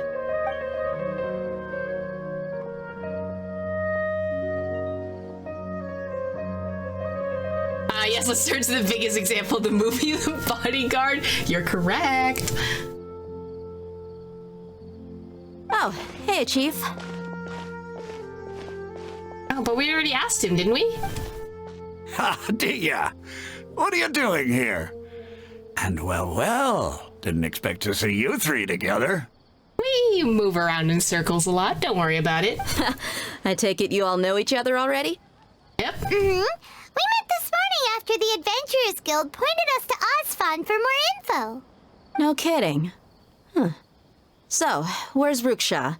I thought I'd help these two out by asking about the theft. Anything you can tell him? The theft? What? Ruksha's gone over to the Academia. The Grand Sage recently ordered Sumeru City to begin bolstering its defenses, so people from all over have been called back to the city. Since you've already mentioned the theft, I suppose I might as well tell him what we know. Yeah. Appreciate it, Chief. Theft? Sorry, what the heck are you guys talking about? Just recently, the Academia lost something, and there's a chance the item is connected with the Dendro Archon. This case might just somehow help you in meeting her. We find the item, give it back to Kusanali. Big brain plays, I see what you're doing. I suppose that's one way to look at it. But if you ask me, the case is more about the Academia than anything else. Let me fill you in. The Academia recently sent a convoy to pick up an important package from Aru village. Word got out, and the convoy was robbed on its way back. The Grand Sage took the whole matter very seriously. Not only did he dispatch the Matra, but also enlisted our help in the search for leads. All we know so far is that whatever was stolen is currently in Port Ormos. You two have heard of Port Ormos, haven't you? It's the largest commercial port in all of Sumeru. You can travel there by leaving Sumeru City and heading south along the river. The Academia's grip isn't long enough to reach all the way to Port Ormos, so the city's a little more laid back, meaning the population's also a mixed bag. You never know who you'll meet there. Ooh. Apparently what was lost has a great deal to do with the Akasha, knowledge, and even the gods. I'm afraid I don't have any other details for you, though. That sounds really suspicious, and I don't like how it's connected to the Akasha. If you're interested, maybe you could head to Port Ormos and ask around yourselves. If you want my advice, try introducing yourselves as students of the Academia once you're there. Students of the Academia? Why would we do that? Are you serious, Chief? All the Academia students are in Sumeru City, you know. Why should they pretend to be students in Port Ormos? If you're also interested, just go there and see what happens. That's so suspicious. Are you setting us up? Count me out. I've got plenty of work to do here for the Homayani family. And take it from me, if you two really do decide to visit Port Ormos, you'd best watch your backs. Let's just say that the Eremites there aren't nearly as friendly as those here in Sumeru City. There are even some extremists who go around shouting slogans like, "Retake Sumeru for the Scarlet King." Word is that more and more are joining their movement. They're becoming a real headache for Chief and the others. Why do y'all sound like pick-me's? This sounds like pick-me behavior. You bet they are. The Scarlet King's been dead for thousands of years. Now they start spreading rumors of his return. Ridiculous. Not everyone's like you, Chief. Even the desert natives who abandoned their homes in the wilderness still wish to have a god of their own.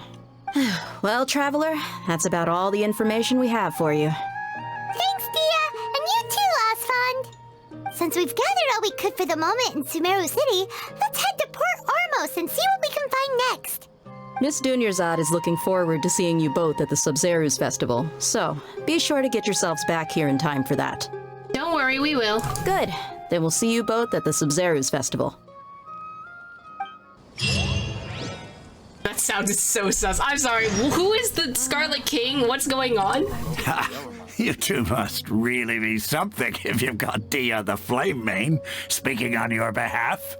The Corps of 30 isn't officially overseen by the Academia, but because we're hired mercs, there's still lots of sensitive intel that I can't reveal to you.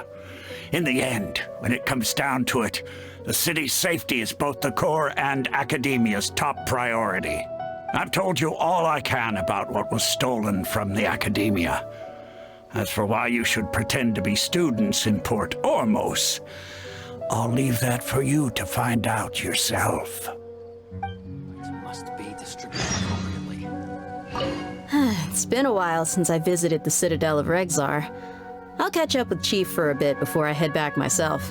He really did a lot for me in the past. Remember, to get to Port Ormos, just follow the river south from Sumeru City's port. Just be sure to take care of yourselves out there. We'll meet again at the Sub-Zeru's festival. Will do.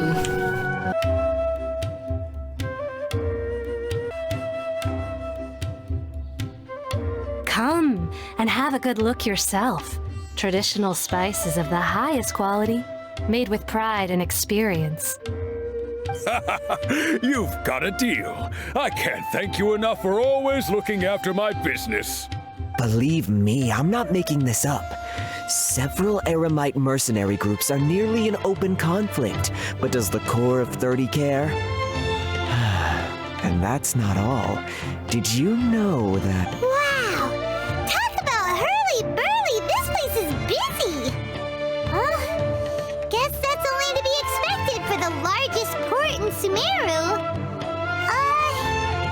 Maybe it's because of what Dia told us earlier, but Paimon can't seem to shake the feeling that there's also danger lurking in these crowds. I mean, it is a marketplace. You could get... Well, I was about to say murked, but not murked. You could get robbed. Let's get our bearings so we can start looking for leads. We know that whatever the Academia lost is related to the gods. But other than that, we don't have much else to go on. Osfa told us to try posing as Academia students while asking around. Paimon checked the Akasha on the way here, and the Academia doesn't seem to have any research facilities in Port Ormos. Paimon doesn't get it. Won't we look even more suspicious going around saying we're Academia students and asking about the stolen item? Yeah, figuring that out could be crucial for the rest of our investigation here. Well, given all the people that come through here every day, if there's any information to be found, Paimon bets we could find it in the market. Let's ask around and see what we come up with. Welcome. Welcome. How can I help you two? Hi there. We would like to ask you a question. Do students from the Academia ever come to Port Ormos? Of course. Especially around this time of year. Students from Sumeru City that are about to graduate often come to Port Ormos to cut loose a little. Ooh, okay. Many people often talk about how hard it is to get accepted into the Academia, let alone graduate. But those who finish their studies and go on to become full-time researchers at the Academia have it even harder. I guess there's no such thing as tenure in the Academia here. Sure, we may not be Sumeru City, but Port Ormos offers beautiful scenery and a stress-free environment. Some even say it's good luck to come to Port Ormos, so students and researchers come flocking here when things get to be too much at the Academia. You see over there? Those are students from the Academia. They look pretty serious, maybe even a little worried. They've been looking worried and miserable ever since they got here a few days ago. If you ask me, the life of a merchant is better. So long as the Akasha teaches us what we need, then life is good. Those students seem to be discussing something. Let's see if we can listen in. And she disappeared. Alright, I guess we're spying on students now. It's no good. I've tried asking around, but I haven't been able to learn anything useful. Not to mention that a bunch of scary-looking Eremite mercenaries have been posted along the streets now. There's been a lot of fighting between the different Eremite factions in Port Ormos. If we choose to move on our own, then it would be wise to steer clear of them. Especially the group that's constantly shouting some stuff about the Scarlet King and some resurrection. I've even heard that the Citadel of Regzar is starting to get fed up with them. What was that group called again? Ein something or other? They're called Ein El Akhmar. Today, I heard that the thing we're after might be in their possession at the moment. Wait, come again? Don't you see? Many of the Eremites in Port Ormos deal with trading this kind of thing. They're usually pretty wary of outsiders, but not so with students of the Academia. It's because the kind of goods that students are looking for aren't the kind of goods that Eremites are after. As long as they know you're a student, then deals can be made. Wow, how convenient that this is a plot that is being described out to us in earshot. I've heard that Ein El Akhmar likes to set up shop at the Jafar Tavern. Supposedly, if you're willing to part with 500,000 Mora, they'll give you info on anything. Wait, did you say 500,000? If information alone costs that much, then how could we ever afford to buy what we're looking for? I guess we might as well give up on trying to graduate this way. I'm gonna shake child of his money. That's what we're gonna do. I wouldn't worry too much. Our field of research is very niche. Who else could possibly be after that kind of shady knowledge? I bet it's practically worthless to anyone aside from us. Oh, I guess that makes sense. Then the only thing left for us now is to find a way in. Why don't we all just pool our money together and pay for the information? Whoa! Did you hear that? A niche field of research and shady knowledge? It all sounds pretty suspicious to Paimon.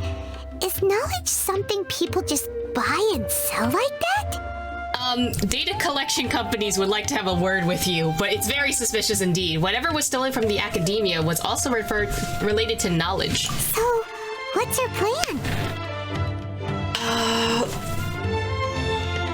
Both options seem pretty good. Let's try talking to one of the Eremites. Wait, didn't you hear what they just said? Buying information is going to cost us 500,000 mora! Have you lost your mind? Reliable information is worth the price. I won't let them off easy if it turns out to be a scam. Oh, all right. Paimon never thought she'd agree to parting with that kind of mora. But if you know what you're doing, then we should give it a shot. We can do it. We'll just get Child, get Zhongli, and shake them for all the money that they're worth. This is the place we heard those students talking about. Ooh. Let's find a seat somewhere and see if we can spot the group they mentioned. Sure, find a place to sit. Okay. I see we're doing intel stuff. You sit down and wait for some time. Oh, you've arrived. Please, take a seat.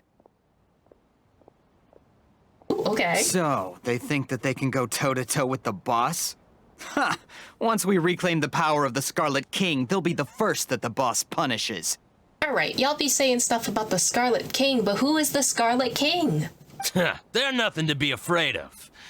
Our main rival now is the Caracal Battalion. They've also amassed a significant amount of mora this time, so we mustn't underestimate them. Okay. How can the Caracal Battalion compete with the boss when they're nothing but a bunch of money-grubbing opportunists out for a quick mora? Yeah, with boss's fervent devotion, he'll be able to use this power to bring our god back this time. I'm sorry, so the Scarlet King is another god, is what you're saying. All these guys talk about is the Scarlet King, so they're probably the ones we're looking for. Greater Lord Ruka Devata. That traitor and her followers must not be spared. The day will come when the Scarlet King exacts vengeance on Sumeru, and all of them shall be punished. So it's Sumeru? I don't know how to pronounce it. Okay, Greater Lord Ruka Devata, a traitor, what are they talking about? So I'm assuming, right? It's the same situation as possibly the Thunderbird and and Greater Lord Ruka Devata had to kill a smaller or a younger god, possibly. What are they talking about? Yeah, Paimon was wondering what they meant too. We should ask about that if we get the chance later. Huh? Who are you? What do you want? I'm a student from the academia. A student? What's a student from Sumeru City doing in Port Ormos? I'm doing some tourism things. I don't know. What do you want me to tell you? I'm looking for info about a certain something. Ah, well, if it's info you want, you've come to the right place. The question is, can you afford it? Oh. I'm not gonna shortchange it. That's too low to be the correct price. Oh, Paimon can't stand to see so much more go. But there's no other choice right now. Here, this is the merchant's address. Whatever you're looking for, you'll find it there. Well, what are you waiting for? Well, more information. One more question, please, sir. Oh, that's right. We heard you mention the Scarlet King just now. We're actually interested to know more because, because we're archaeology students. Yeah, definitely. Fine. Since you've already handed over the Mora, I guess I can throw in a little extra info. As you can see, members of Ain al-Ahmar are devout believers of the Scarlet King. Hey? Years ago, the Scarlet King founded the great desert nation that was our homeland. It was an advanced civilization, far beyond anything you'll see in present-day Sumeru. That's interesting. Another advanced civilization that got wiped out because of a greater god. The Scarlet King was the rightful god of wisdom, but he was betrayed by a companion he trusted. She even stripped him of his title, God of Wisdom. Okay. You're making it's a little confusing. So, you mean the traitor was... Greater Lord Ruka Devata, yes. That shameless wretch destroyed the Scarlet King's civilization, and our ancestors were forced to flee to this land where we were made to suffer the tyranny of our enemies. Furthermore, she conspired with the Academia to cover up the truth of her actions, and create the merciful and benevolent facade for which she is now known. Ugh, just thinking about it sickens me. I don't know how much to trust you on this, but considering the Academia's, current reputation, I am slightly inclined to believe some of this information. But the story doesn't end there, oh no. The Scarlet King isn't truly dead. The voice of the Oracle has been heard in the desert, prophesying his resurrection. Oh, okay. Another resurrection, okay. Mark my words, our god shall return. And when that day comes, all followers of the traitor and all the desert dwellers who have forgotten their true god will suffer retribution together. If what I'm saying makes you shiver with fear, it might not be too late for you to become a believer of the Scarlet King. I don't know. I don't know how much I trust, using fear tactics to make you believe in a religion. I don't know how much I want to be God-fearing. The Scarlet King is returning. Can you tell us more about the Oracle? I don't have anything to say to you Academia people about that. I think this conversation has reached its end. Unless we give you a little bit of money, huh? Not just yet. This man is a fraud.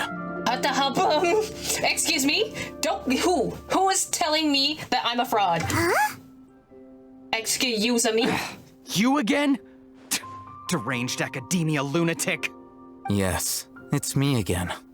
I already warned you that if you weren't willing to sit and discuss things with me, I'd take measures to make things uncomfortable for you. Listen to me. That address he gave you is fake. Or at least, you won't find a merchant waiting for you there.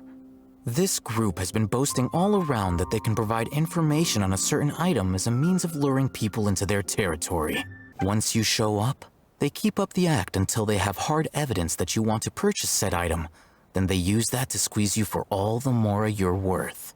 Oh, not a swindler. Hey, shut it all, Hatham. What are you playing at, trying to ruin our business like this, I told you the other day. I wish to discuss my terms with your boss. So there's something, I guess, that's happening behind the scenes, and maybe I should back out of this. I don't know. This seems a little shady. Ha! The boss made it perfectly clear that he won't negotiate with you. Yes, and in no uncertain terms. But that was then. It does not preclude him from changing his mind in the future. Damn, okay, he really said, you're gonna let me talk to him, or else. I'm warning you. Don't push us, or this could get ugly. We don't usually get rough with people from the Academia because it just complicates things. For a lunatic like you, though, we might just have to make an exception.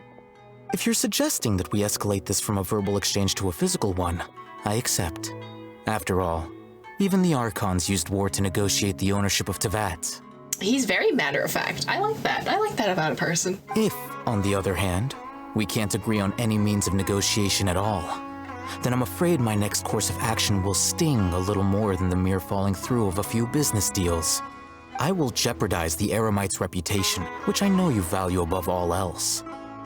I am quite confident that if I began to take such action, your boss would willingly approach me himself. However, I fear that by then, some things will have happened that cannot be undone. Also, a word of advice. I suggest you tell your boss exactly what happened here today. Otherwise, he might blame you for not telling him in the future. What did you say? Consider this. Have I ever failed to follow through on my word in the past? He's a tendril wielder. Okay, that's the only thing I noticed this far. This guy is really out of his mind. He's threatening you, so... Okay, then. If you really have a death wish, let's meet a week from today. The pier in front of the Pharos Lighthouse, 4 o'clock in the afternoon, sharp. Don't expect us to hold back. Are y'all having a duel?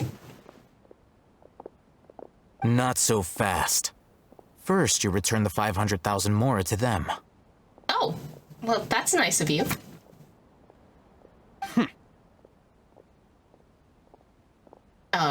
I think he took my money, dude. Please, I beg you, don't provoke them. We can't afford any trouble with this crowd. They haven't even paid for their food yet. Ah, Mr. Iman. There appears to be fewer staff in the restaurant recently. This wouldn't happen to be because they're all busy spreading the word to the students, would it? Well... Someone who chooses to do business with a group like that really can't afford to get so flustered the instant someone confronts them about it. Consider the meal compensation for our silence. I'd say you're getting an excellent deal. Whoa, did you see that? He not only got us our Mora back, but sent the Amorites running too! I'm so lost as to what happened. So many things just happened in that one scene, and Plus, he seems to know a lot about what's going on around here. Let's catch up with him and ask some questions. If you can't handle this, you're kind of screwed the rest of the quest. Oh no! What happened next? Please, just leave. Forget the cost of the meal. Just, pretend nothing happened today. I don't know. That's a little bit suspicious of y'all to do that. Wait up! It's Al-Haytham, right? Is it Al-Haytham or is it Al-Hatham? Because I don't... This is what happens when you merge multiple countries together. I don't know how to pronounce or what I should be what language I should be basing your name pronunciation on. It's really annoying. I wish they just stuck to one region so at least I would know how to actually pronounce this name. What do you want? Thanks for your help back there. No need for thanks. My goal was to get to them, and you two gave me just the opportunity I needed. We're even. Oh, I advise you to keep your distance from them. Since they weren't able to make off with your Mora in the end, they might harass you again in the future. Oh, well, we can do that. It's fine. It's not like we haven't handled worse things before, you know, like a god, or several gods. All right. Goodbye. Oh, well... Hold your horses! We still have something to ask you about! Since you tore through their scam right in front of them, you must know the real story about certain something, no? Who exactly are you two? And why are you inquiring about that? I'm a student from the academia. I'm doing research, my good dude. A student? Right. Look, you should know that those thugs conducting business with you had nothing to do with your lie. I know a thing or two about swordplay. Hey, yo, maybe we could also talk terms, you know? Huh? Oh, yeah! He's really strong. Weren't you saying something about a physical exchange? We can help with that. Oh my god, this is just a clip! This is just a clip! Paimon, don't say things like that to the pretty man! He doesn't even have a vision. Forget it. Just because I don't have a vision doesn't mean I can't kick, okay? Maybe not, but he can still use elemental energy. Otherwise, there's no way we'd go asking for info from from guys like that. Those high-headed thugs are definitely gonna bring a lot of backup for your next meeting. Even if you don't go alone, you won't regret taking us with you. I see Paimon's trying to be our business manager. I'm here for that.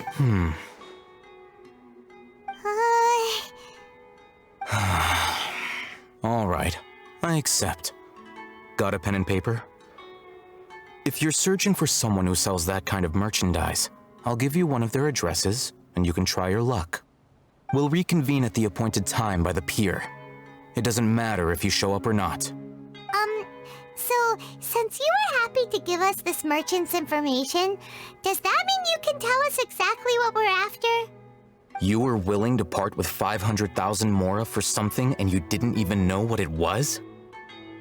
Listen, we've done dumber things than this, okay? Last time we tried teaming up with the Fatui at one point, and we also helped a god fake their own death. And also we had to help an old god resurrect his, well, not resurrect, but like essentially unbrainwash his his very alive friend that was possessed. This is the worst thing that we've done so far. Okay. Well, if you truly are as skilled as you claim, then you can beat the answer out of them when they become hostile. Oh, well, that wasn't the answer I thought we were gonna get. Look, if you've been making inquiries, then you have to know something by now. Tell me what you know so far, so I don't waste time repeating information. We know it's connected to the academia somehow, and that not only do the Eremites deal in it, but some students want to get a hold of it too. What else? It seems like some kind of knowledge. You know almost everything there is to know, but you're unable to compile this information because you've never seen the object before. This is what you've been looking for. Okay, I don't know what that is. Huh? Paimon can't tell what it is. It looks like some kind of ornament. Is it drugs? Are you giving me drugs? This is a knowledge capsule. To put it simply, it's a vessel that can store a fixed quantity of canned knowledge. It's like a miniature Akasha. So it's the equivalent of Genshin's Adderall. Anyone who links it to their personal Akasha terminal instantly becomes privy to its contents. Anyone? Correct. Anyone. Unlike the Akasha, which heavily regulates who can access what information, knowledge capsules confer their contents without any requisites. Oh, so you're trading unregulated information. That's amazing. It's essentially a convenient and harmless vestibule for knowledge. Unfortunately, it's illegal in Sumeru to privately possess or trade them. Interesting.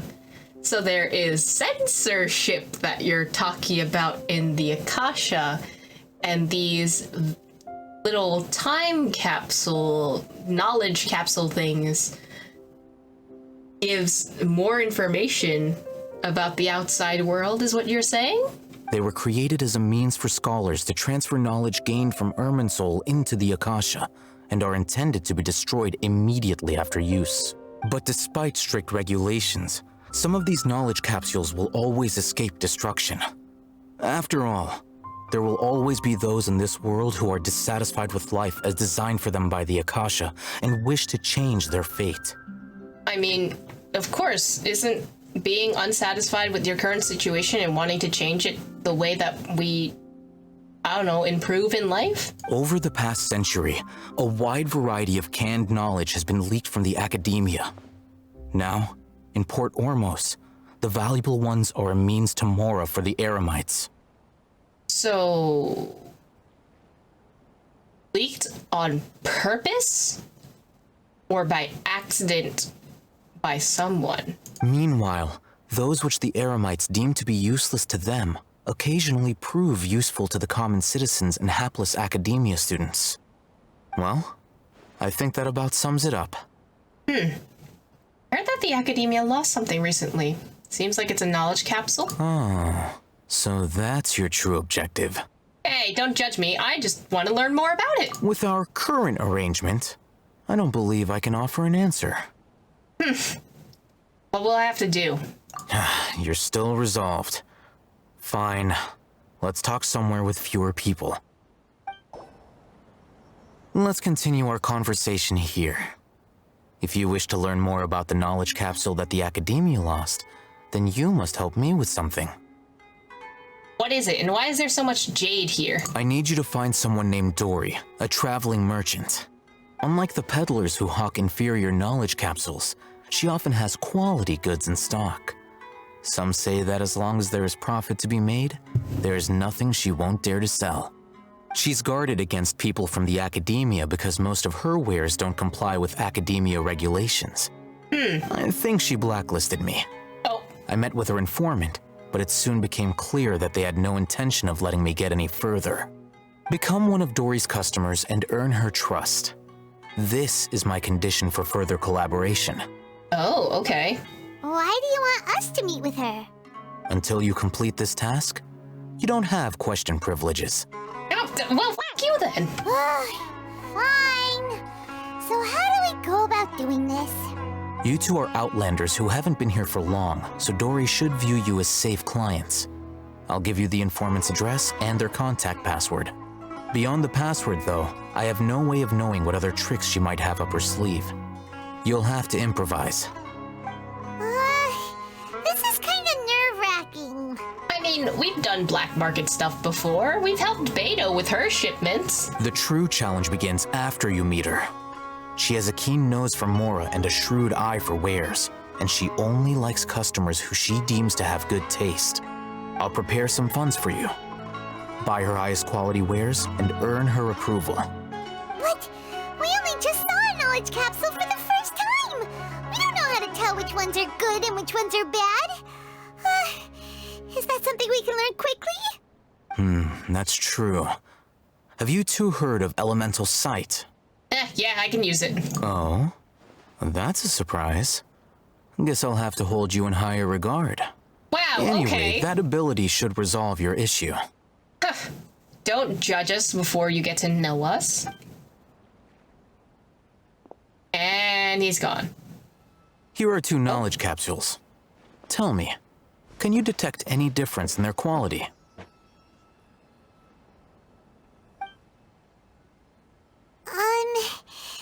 They look the same to Paimon. Try inspecting them with elemental sight.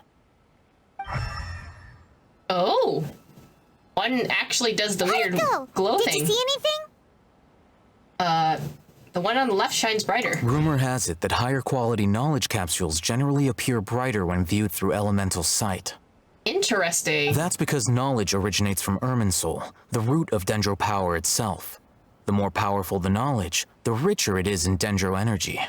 How do you deem what is more powerful knowledge? Like something that's going to destroy your brain kind of powerful knowledge? Or like something so secretive that it can destroy the world kind of knowledge? However, some canned knowledge with a high concentration of elemental energy is of little use in contemporary times, so those capsules are of little value. Using elemental sight is merely a stopgap measure, but it should suffice for earning Dory's trust. That sounds pretty impressive. Here's a sheet with the informant's location and contact password, and here is the Mora for purchasing canned knowledge. You're just gonna give us Mora like that? Who are you a part? Wait, you're a part of the academia. Why am I getting flashbacks to Lee? Are you Sumeru's child? Don't be cheap. You'll need to spend to catch Dory's eye. If there's any Mora left over, just keep it. I'm getting flashbacks to child. Oh, and be sure to exercise some caution. There have been Matra present in Port Ormos lately. Your efforts will be for naught if they catch you. Matra? They belong to the Academia's regulatory body. They also handle cases of illegal canned knowledge transactions. Like I said, the Academia has banned both their trade and possession. The Matra are razor sharp. You're in for nothing good if they lock their sights onto you. If you two want to back out, now's the time. Well, I'm willing to take the risk. It's not the shadiest deal we've ever done in our lives. Okay, then we have a deal. If you succeed in your dealings with Dory, come find me at the Wikela Funduk. We'll have an open discussion then. Looking at what Al-Haytham wrote, Dory's informant is a trader near Old Ormos. Let's follow these instructions and try to get in contact with him. Hello. What are you two looking to buy? we want to buy some... I didn't read the instructions. Frick. Does it matter? Unripe horror fruits. What a unique palate. We have unripe horror fruits, but we usually keep them in the back. I'll have someone escort you. Following the paper got us past the first round. I didn't know. I guessed. I don't know what the next part is. Ronak, these two want to buy unripe horror fruits. Show them to the warehouse. Got it. You two, please follow me. You two have a fascinating fashion sense. We haven't seen a customer wearing a Sumeru rose for quite some time. Hold on. Let me think. Sumeru rose means common merch. No, look again. We're obviously wearing morning flowers. Ah, my mistake. I do apologize.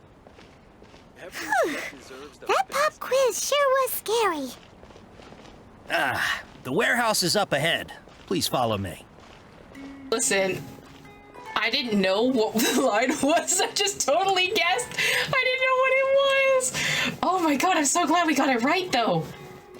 We're just, Before I retrieve your products, I need to confirm a few things. Uh-oh. Please forgive me, but we may not have sufficient stock for you today. Earlier, many of our hara fruits were taken by mice. Okay, I don't think I should say I'm sorry to hear that. Maybe it's this. Thanks. If better goods come in, you'll be the first to know. You look like you have some skill. Why is it Why going don't I down? pick out some fruits that'll make you dizzy? Dizzy with a side of tinnitus, please. I prefer something that causes heat stroke. Dizziness with a side of tinnitus, please. Yep, that's the right answer. But eating hara fruit that makes your head and ears ring sounds like a bad life decision. Would you like your hara fruits to be packaged in the Sumeru City or Port Ormos style? Port Ormos style, please. Wow, you two sure are generous customers. We'll be sure to package your products beautifully. Okay, everything has been confirmed. Miss Dory is waiting for you up at... Shoot, it's the Matra! Run! Okay. What? The Matra? Where? Oh, Hatham said we're done for if they catch us. We gotta get out of here. So let's follow that informant. This is a terrible idea. Why would you track two of the same people in the same location? Run, run, run! He ran that way. Past the blank R&R that's supposed to be there that I didn't do the quest for yet. He go up? No, yeah, I think he went up. Man, running from the cops is hard. He's over there.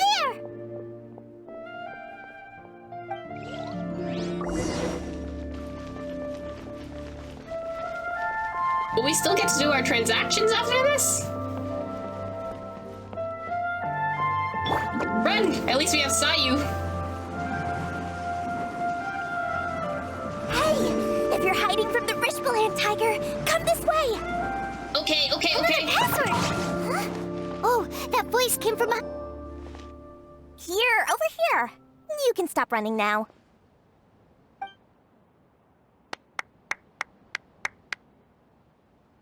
So are you the one Dory? who was calling out to us just now. But, are we definitely gonna be safe here? These two good customers wish to buy some hara fruit, Miss Dory. And if there's nothing else, I'll just excuse myself. Oh, very good. Thank you. Huh? Wait, you're Dory? I'm unsure thought you'd look a whole lot scarier. I mean, to be fair, the people who have been shrewd with money on this game are very small and very quiet. I mean, look at Hu Tao. Hey, what are you trying to say, Princess Pea-Brain? I can be scary enough when I need to be, believe you me. If you don't watch what you say, then you can forget about doing any business. Alright, she gives me Diona vibes. Fair enough. But it seems you two have actually done pretty well so far. Not only did you manage to find the informant, your reactions were also pretty sharp. You don't really look like criminals or anything. But I bet my Mora that you've been involved in some shady dealings, haven't you? Shady? I don't know what you're talking about. We haven't done a shady thing in our entire lives. We've never done anything shady. I don't know what you're talking about. Paimon's not sure if that's supposed to be a compliment, but we'll take it. I can't risk doing business with people who start huffing and puffing after just a few paces, no matter how much Mora they might have. Not only will they get caught by the Matra, but they'll also get us into trouble. As decent folks trying to run an honest business, we don't need any of that. Wouldn't you agree? Yeah, sure. So that's why I prefer to have customers like you. It's your first time here, but don't worry, I won't ask too many questions. Even if you wish to buy enough knowledge capsules to decorate your house with, please, knock yourself out. Cool. As long as you have lots of round, shiny Mora, then we're all good. Can you show us your products? Ah, yes, of course, of course. Go ahead. Help yourselves. Voila! Wow. Whoa. She has a trove of canned knowledge. Whew. She'd probably be in serious trouble if the Matra caught her with all this. Yeah, this is so shady. I like this. What kind of products do you seek, my dear customers? Don't worry, I'm not interested in your reasons for buying. I can, however, offer some suggestions. Take this one, for example. An analysis of the sociological ideology and dialectics of the Hilichurls. Only 3 people in all of Teyvat have ever studied it, making it extremely rare. It's on sale now for 350,000 Mora. I feel like that'd be very good for Ella. Yeesh. Who would want to be an expert in that topic? Ella Musk. Or how about the architectural styles and construction methods of Teyvat in the early Archon War period? I don't know if I want construction methods of the early Archon War period. With this one, you can become an expert in historic architecture preservation and find an excellent, well-paying job in nearly any nation. Ooh, now this sounds like it could be useful. Not for finding our sisters, that's thing. 2 million Mora, and it's yours. No discounts. Ugh, you're worse than Hu Tao. Whoa! That's a lot of Mora! Of course, you are free to pick whatever your heart's desire. The contents and price of each knowledge capsule are indicated in small text on the body of each one, down at the bottom. All right, let's try the method that Al-Haytham mentioned. Did Paimon whisper to me, or did we just casually figure this out? Oh. So only 3 of them are garbage, and 3 of them are not. I'll take this one, whatever this is. And this one. And this one. Ah, you've really got a good head on your shoulders, and quite the eye for quality. I do have quite the eye. You pick and choose a variety of canned knowledge. Take these, please and thank you. My, oh my, you are blessed with a taste for both the exquisite and the extravagant. Customers like you are a rare breed. 1 in 100. No, 1 in 1,000 even. Listen, I have a special offer for you two. If you spend just 100,000 more, you can pick any knowledge capsule of your choice up to a value of 1 million Mora. The knowledge capsules that you have here, or are you gonna give me more knowledge capsules? Because I don't know about these ones, buddy. Say what now? Hey, did you hear that?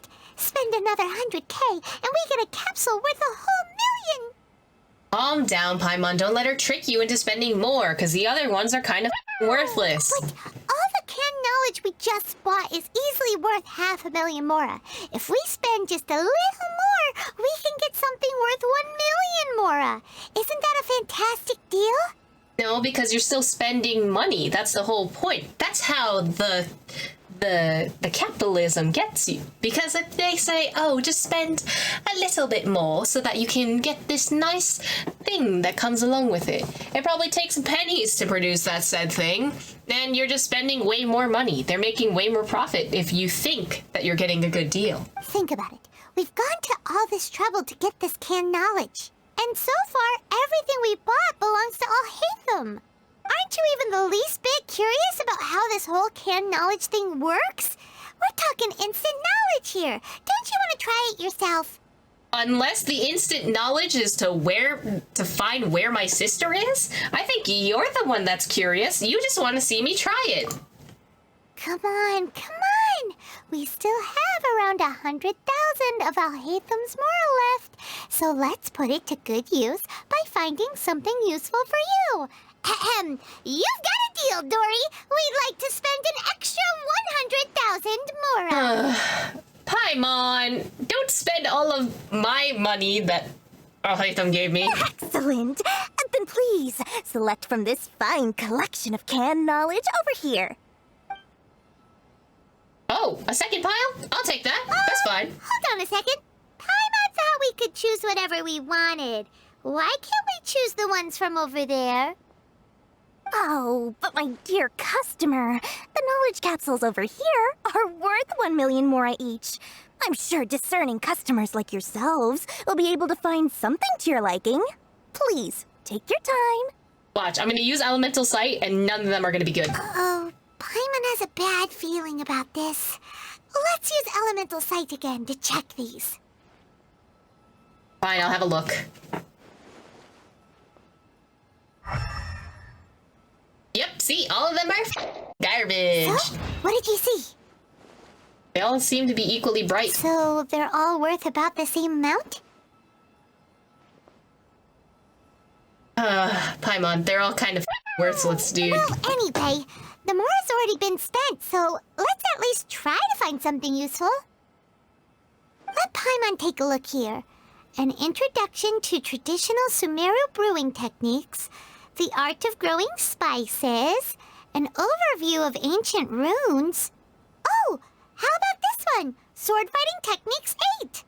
Wait, no, I want the one for ancient runes. That'd be useful. What if we go into Conria or like into Enkanomiya and we can find those runes and we can decipher them? Not sure we'd ever find volumes 1 through 7, but at least this knowledge should be useful, right? Let's go with this one. I guess we're buying the sword fighting techniques. Whatever makes Paimon happy. Dory, we'll take this one. All right, very good. I'm expecting some new goods in the next couple days, so be sure to check back again soon. Whether it's canned knowledge or anything else you need, bring your mora to Dory and doors will open. Our dealings with Dory went smoothly enough. Let's head to Wakala Funduk and meet up with Alhaitham. Hopefully now he'll finally tell us about what the Academia lost. Mora, Mora, shiny Mora. Please, come back anytime you need something. Yeah, Dory gives me like very, very, very strong Hu Tao vibes. Like literally, it's the same energy. Like, we need to make sure that people are buying our shit. We got him. You two made it. And from the looks on your faces, you were successful. Whoa, there's so many people from the Academia here. Why would you pick this place as our meetup spot? Well, Wakela Funduk is under the Academia's control, so naturally the Academia has people working here. I came to Port Ormos under the pretense of conducting official business. So you're not doing that, huh? You're shady, mister. I don't know what's going on with you, but you have something that you're hiding, and I'm gonna find out what. You're a pretty daring guy. Relax. No one here is interested in anything we say, and the Matcher won't come here. Okay, now, tell me how your encounter with Dory went. She let us bought stuff, so, we have the things that you want. You bring Alhaitham up to date and give him the canned knowledge you purchased. We did what you asked. So, can you tell us about the knowledge capsule that the Academia lost now? It's really the way that I thought that the text said, you bring Alhaitham to a date to catch up on what you said with Dory. Oh, my brain's not having it today. Before that, I have to ask, why are you two so intent on tracking it down? You don't have to answer, of course. I mean, it's not a secret or anything. We want to meet the Dendro Archon. Yeah, he just wants to meet the God of Wisdom and ask her about something important. We've been in Sumeru for a while now, but we still haven't found a way. When we heard that the Academia had lost something that might be related to the gods, we came here in case it turned out to be our lucky break. In that case, you're on the right track. Oh. A short while ago, the Academia lost a knowledge capsule in the desert. It's supposedly a divine knowledge capsule. Use it, and you'll gain the wisdom of the gods. Why does it sound like a rumor, though? Wow, there's really such a thing as that? Hey, if we find it, do you think we could learn how to meet the Dendro Archon? Ooh, or how to find your sister? If we become gods, we could just figure out how to find our sister, right? Is that how that works? I highly doubt it has any mystical properties, but it does indeed exist. And it's right here, in Port Ormos. So, where exactly? That's what we need to find out next. So your goal is to find it too? I won't deny that. I am investigating because I'm curious as to what the divine knowledge capsule truly is. As you know, the Eremites in Port Ormos also have their eyes on it. It is an extremely precious item. The knowledge contained within may bring great power or wealth to whoever has it in their possession. Several brigades have been vying for ownership of it as of late, but there is still no victor. My personal finances and connections cannot compete with those of the Eremites. After attempting various methods, I finally managed to reach a tentative agreement with several brigades. I agreed to forego ownership of the divine knowledge capsule in exchange for the opportunity to study it. After all, there's no harm in understanding what it is. However, there are those who are less amenable to negotiation, such as those from Ain al-Ahmar. Okay, so Ain al-Ahmar was the one that was talking about the Scarlet King. They adamantly believe that the divine knowledge capsule contains the Scarlet King's power, and that he will return to this world when they obtain it. They refuse to let anyone from the Academia tarnish their deity's soul. So you kept hounding them because they refused to cooperate with you? Yes. Ain al-Ahmar isn't exactly wealthy, but its members are determined to get that capsule by any means necessary. To that end, they've resorted to many methods more foul than fair in order to amass sufficient funds. So, I've been sabotaging their business to force them into negotiating with me. The divine knowledge capsule should be up for a secret auction within the next few days. Each brigade will place their own bid, and the prize will be covertly given to the winner. To ensure the capsule's security and to evade the Matra's notice, the winning brigade will not publicly disclose their victory. Unless I know whose hands the divine knowledge capsule ends up in, my agreements with them will fall through. Dory is the most reliable source of information, but that avenue was previously closed to me. With you on board now, the situation is different. In other words, you wanted us to befriend Dory so you could find out where the divine knowledge capsule is. I mean, considering the fact that she would probably know and have knowledge, be privy to knowledge to having one of the current best items on the market, she definitely knows where that thing is. Yes, you can say that. But this arrangement harms none of us. The day after tomorrow, go back to Dory and try to purchase information on the divine knowledge capsule's whereabouts. If she has no information, wait 2 days and approach her again. If I get the opportunity to study the divine knowledge capsule, I will relay my findings to you. Will that suffice as compensation? That's exactly what I want. Thank you. Okay, then we'll meet up in 2 days. Bet. Haytham, before you go, we actually bought a knowledge capsule for ourselves, but we're not sure how to use it.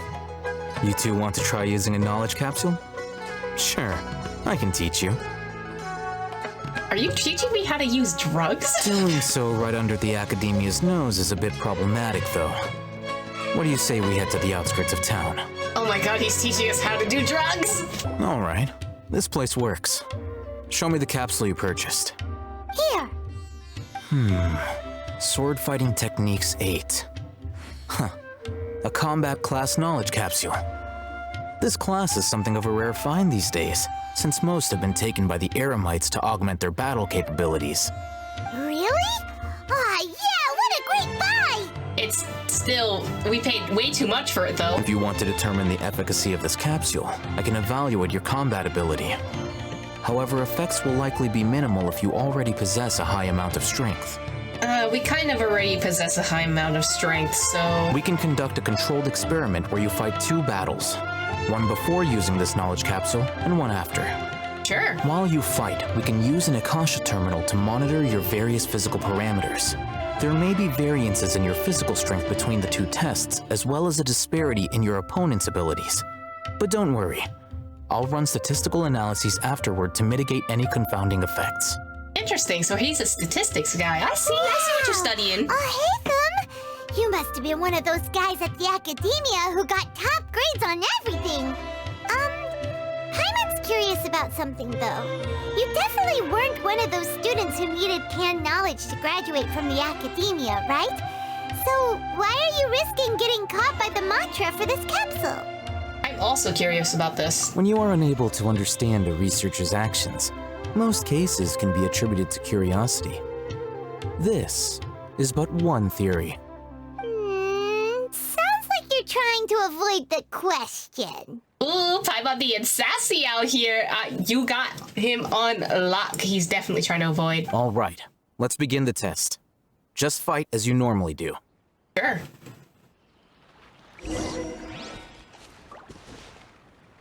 Do I fight you? Damn, he really looking down at me, huh?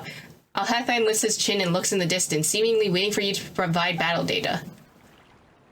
Okay, I guess I'm not fighting you. Damn, I wanted to fight you! Alright, alright. Fine, we're fighting these mushrooms, I guess.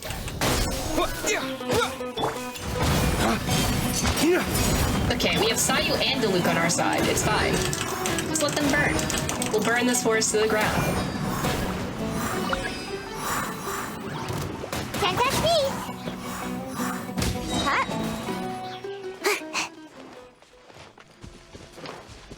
Hey, so, now can we take the drugs? All right. I'll link your Akasha terminal to record data. The next step is to use this knowledge capsule. Okay, how do I use the drugs? Hold it in your hand. I'll help you establish a connection with it so you can activate its power. Sure. Open your inventory and use the canned knowledge. All right, let's use the drugs. How'd that work? As if I saw countless sword-wielding figures fighting one moment, and then in the next they disappeared into the recesses of my memory. This is very Doctor Strange-esque. Hey, how are you feeling? I felt something for a moment. Whatever was inside the knowledge capsule became a part of my memory. You mean that it worked? All right. Time for round 2. Fight with the same composure as before. Right, which means using Diluc and... Sayu. This seems about the same. Everyone seems about the same. Germinate!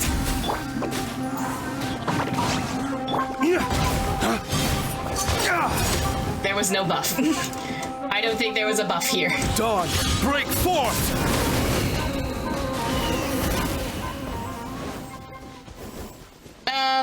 So here's the thing. I don't think it worked. Now, I'll start recording data again. Oh, hey, Thumb. How's it going? Well, the knowledge capsule you purchased did improve his combat capability. During the second fight, his overall fighting performance increased by 0.073%. So barely anything. This was kind of worthless, dude. Wait, how much? Very little. Basically 0. Dory's such a jerk! She totally scammed us! 1 million mora? This thing isn't worth a tenth of that amount! Of course, this could be because he is so powerful that the capsule's contents were unable to produce a substantial increase. That's what I'm saying. I think Aether's a god. At the very least, this test allowed me to gain more insight into you two. Our deal seems increasingly worth my investment. Hey, are you doing data collection without my consent? Rude. I'm heading back to Akela Funduk. I await your response in 2 days' time. This is Mora for when you ask Dory for information. Pay her as much as she requests. Ugh, fine. I guess we're doing your deal. Let's see Dory today and ask her about where the Divine Knowledge Capsule is. Okay. Here, over here! Welcome back, my loyal patrons. What can I do for you this time? You name it. Canned knowledge, supplies, or anything else you need.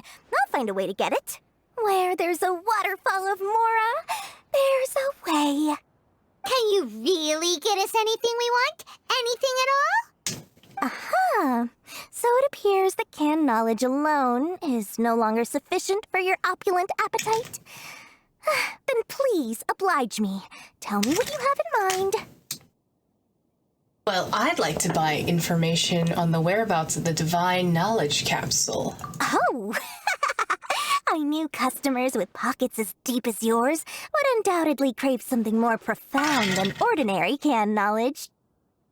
But you know, that kind of information isn't going to be cheap. After all, I had to work really hard to weasel my way into the auction site. Not to mention that if anyone found out that I was the leaker, I would be in big, big trouble. Oh, no worries. We have the money. But how can we be sure your information is accurate? Paimon's curious how you just happen to have this kind of info the moment we need it. I love Paimon's sass. Okay, Paimon, you're learning. A queen. She's learning the skills, the information, how to dig it. Because to me, anything of value is what I consider to be my supply. Therefore, I must always be aware of what's hot on the market in order to secure more sales. As for the information's authenticity, well, you've no need to worry about that. I used a camera to take a picture of the transaction. That way, no one can dispute it. Name your price. I'll buy the information. It's always a pleasure doing business with such sterling patrons. Now that you've paid in full, here's the scoop. The Divine Knowledge Capsule was purchased yesterday by a certain Misery, the leader of Ain el-Ahmar. Oh. Ain el-Ahmar? You mean the Eremites who worship the Scarlet King? Ah, so you're already familiar with them. We did kind of run into them. The group has done everything in their power to obtain the Divine Knowledge Capsule. After all, they believe it contains the power of the Scarlet King. That Divine Knowledge Capsule is unlike any other canned knowledge I've seen before. It was glowing bright red. Oh. So it's kind of like Dvalin's tears? The capsule is clearly visible in the picture I took. You can look for yourself. Thanks for the info, Dory. Please, it's my pleasure. It's all thanks to discerning customers such as yourselves that my efforts yesterday were not in vain. Please, don't hesitate to contact me if you ever need anything else in the future. Mora for Dory opens doors. Well, we figured out where the Divine Knowledge Capsule is. It turns out it ended up in the hands of Ain el-Ahmar.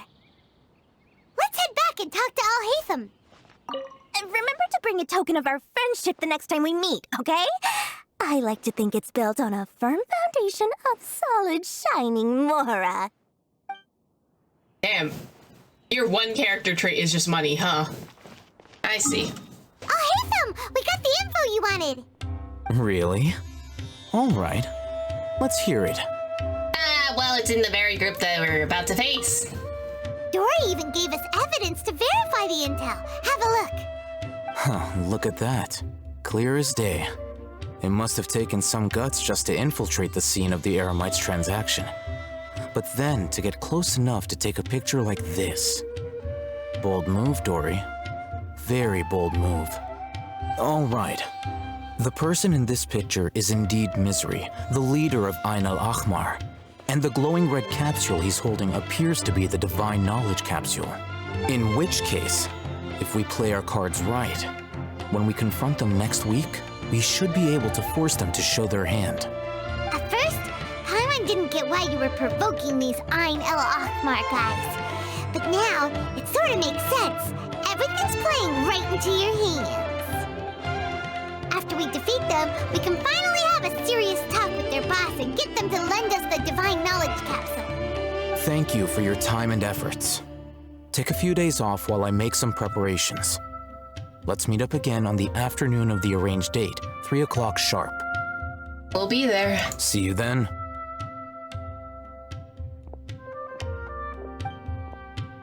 A few days later, on the day of meeting with Ein El Achmar. Oh, Haytham sure is taking his time.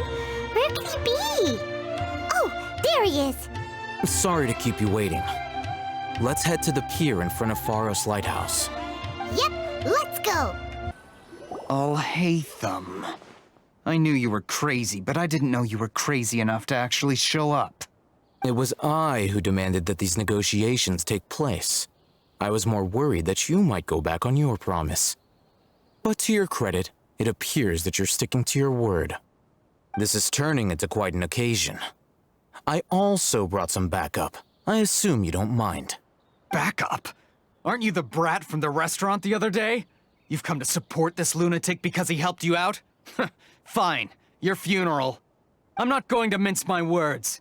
Once we're done with you, you'll be nothing more than fish food. Get 'em, boys! How are we having this fight in the middle of the port?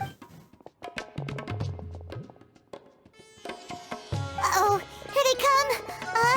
Good luck, you two. We got this, don't worry, Paimon. We've dealt with gods before, we can deal with a few people. And by we, I mean Diluc. And Sayu. Because... No. Pele will do that.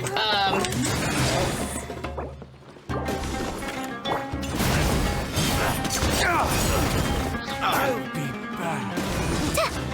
Easy thing. Thanks, buddy. You're doing great. I'll be back. Where's the... Oh, hi. Wait. I'm out of here. Dawn, break forth! See, not so hard. Just get a Diluc and a Sayu and you'll be fine. Ow.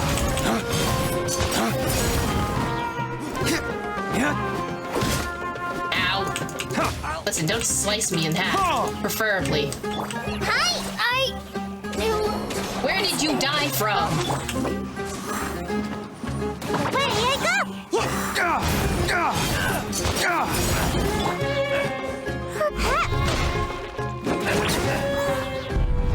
See, easy peasy, nothing's going on. Academia scum!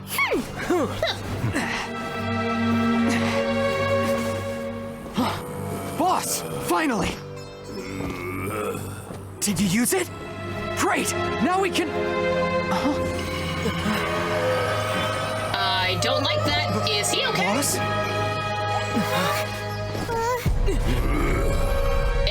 No, he's possessed. I don't like that.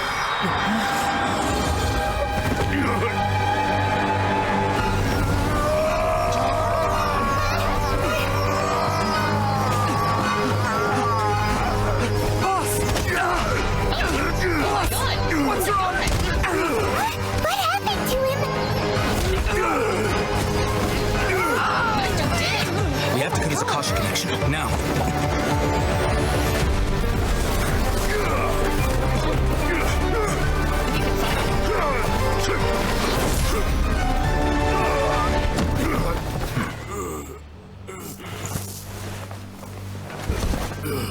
Target acquired! Arrest him!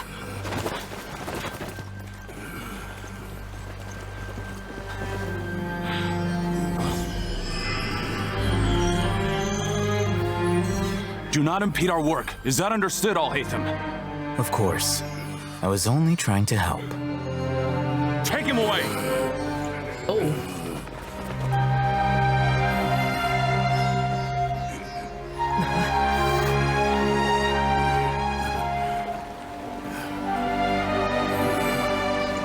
Is he okay, though? World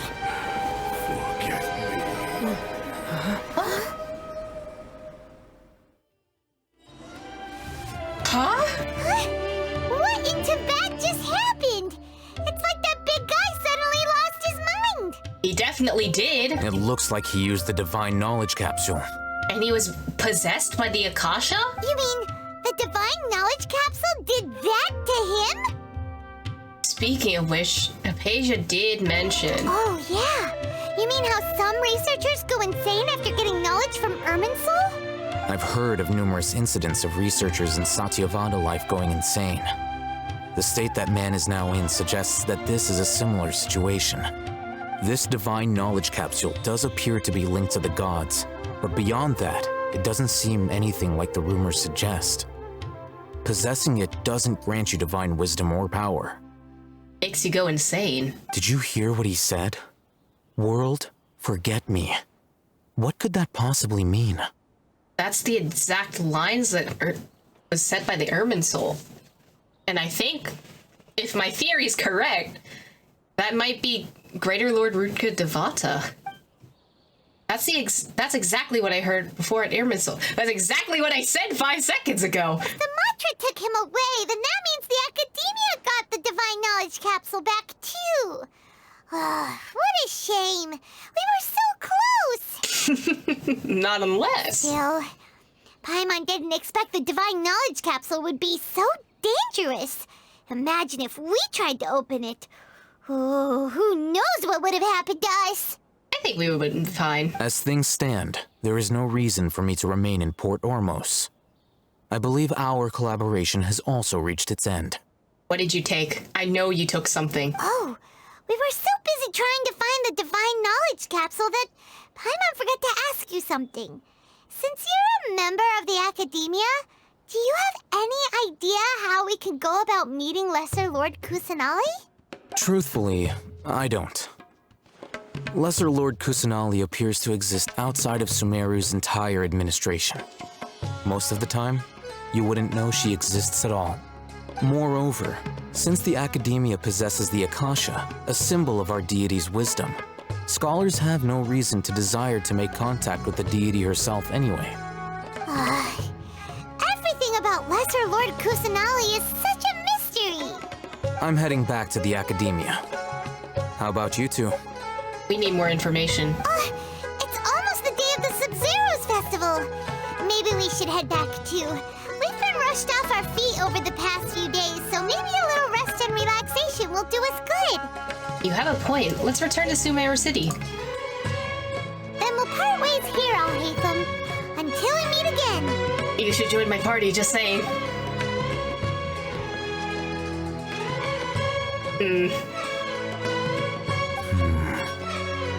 Now, do I deal with this thing first? Or should I produce the report that the higher-ups require? Of course you took it. You swindled us out of information. You bastard. You bastard, get back here!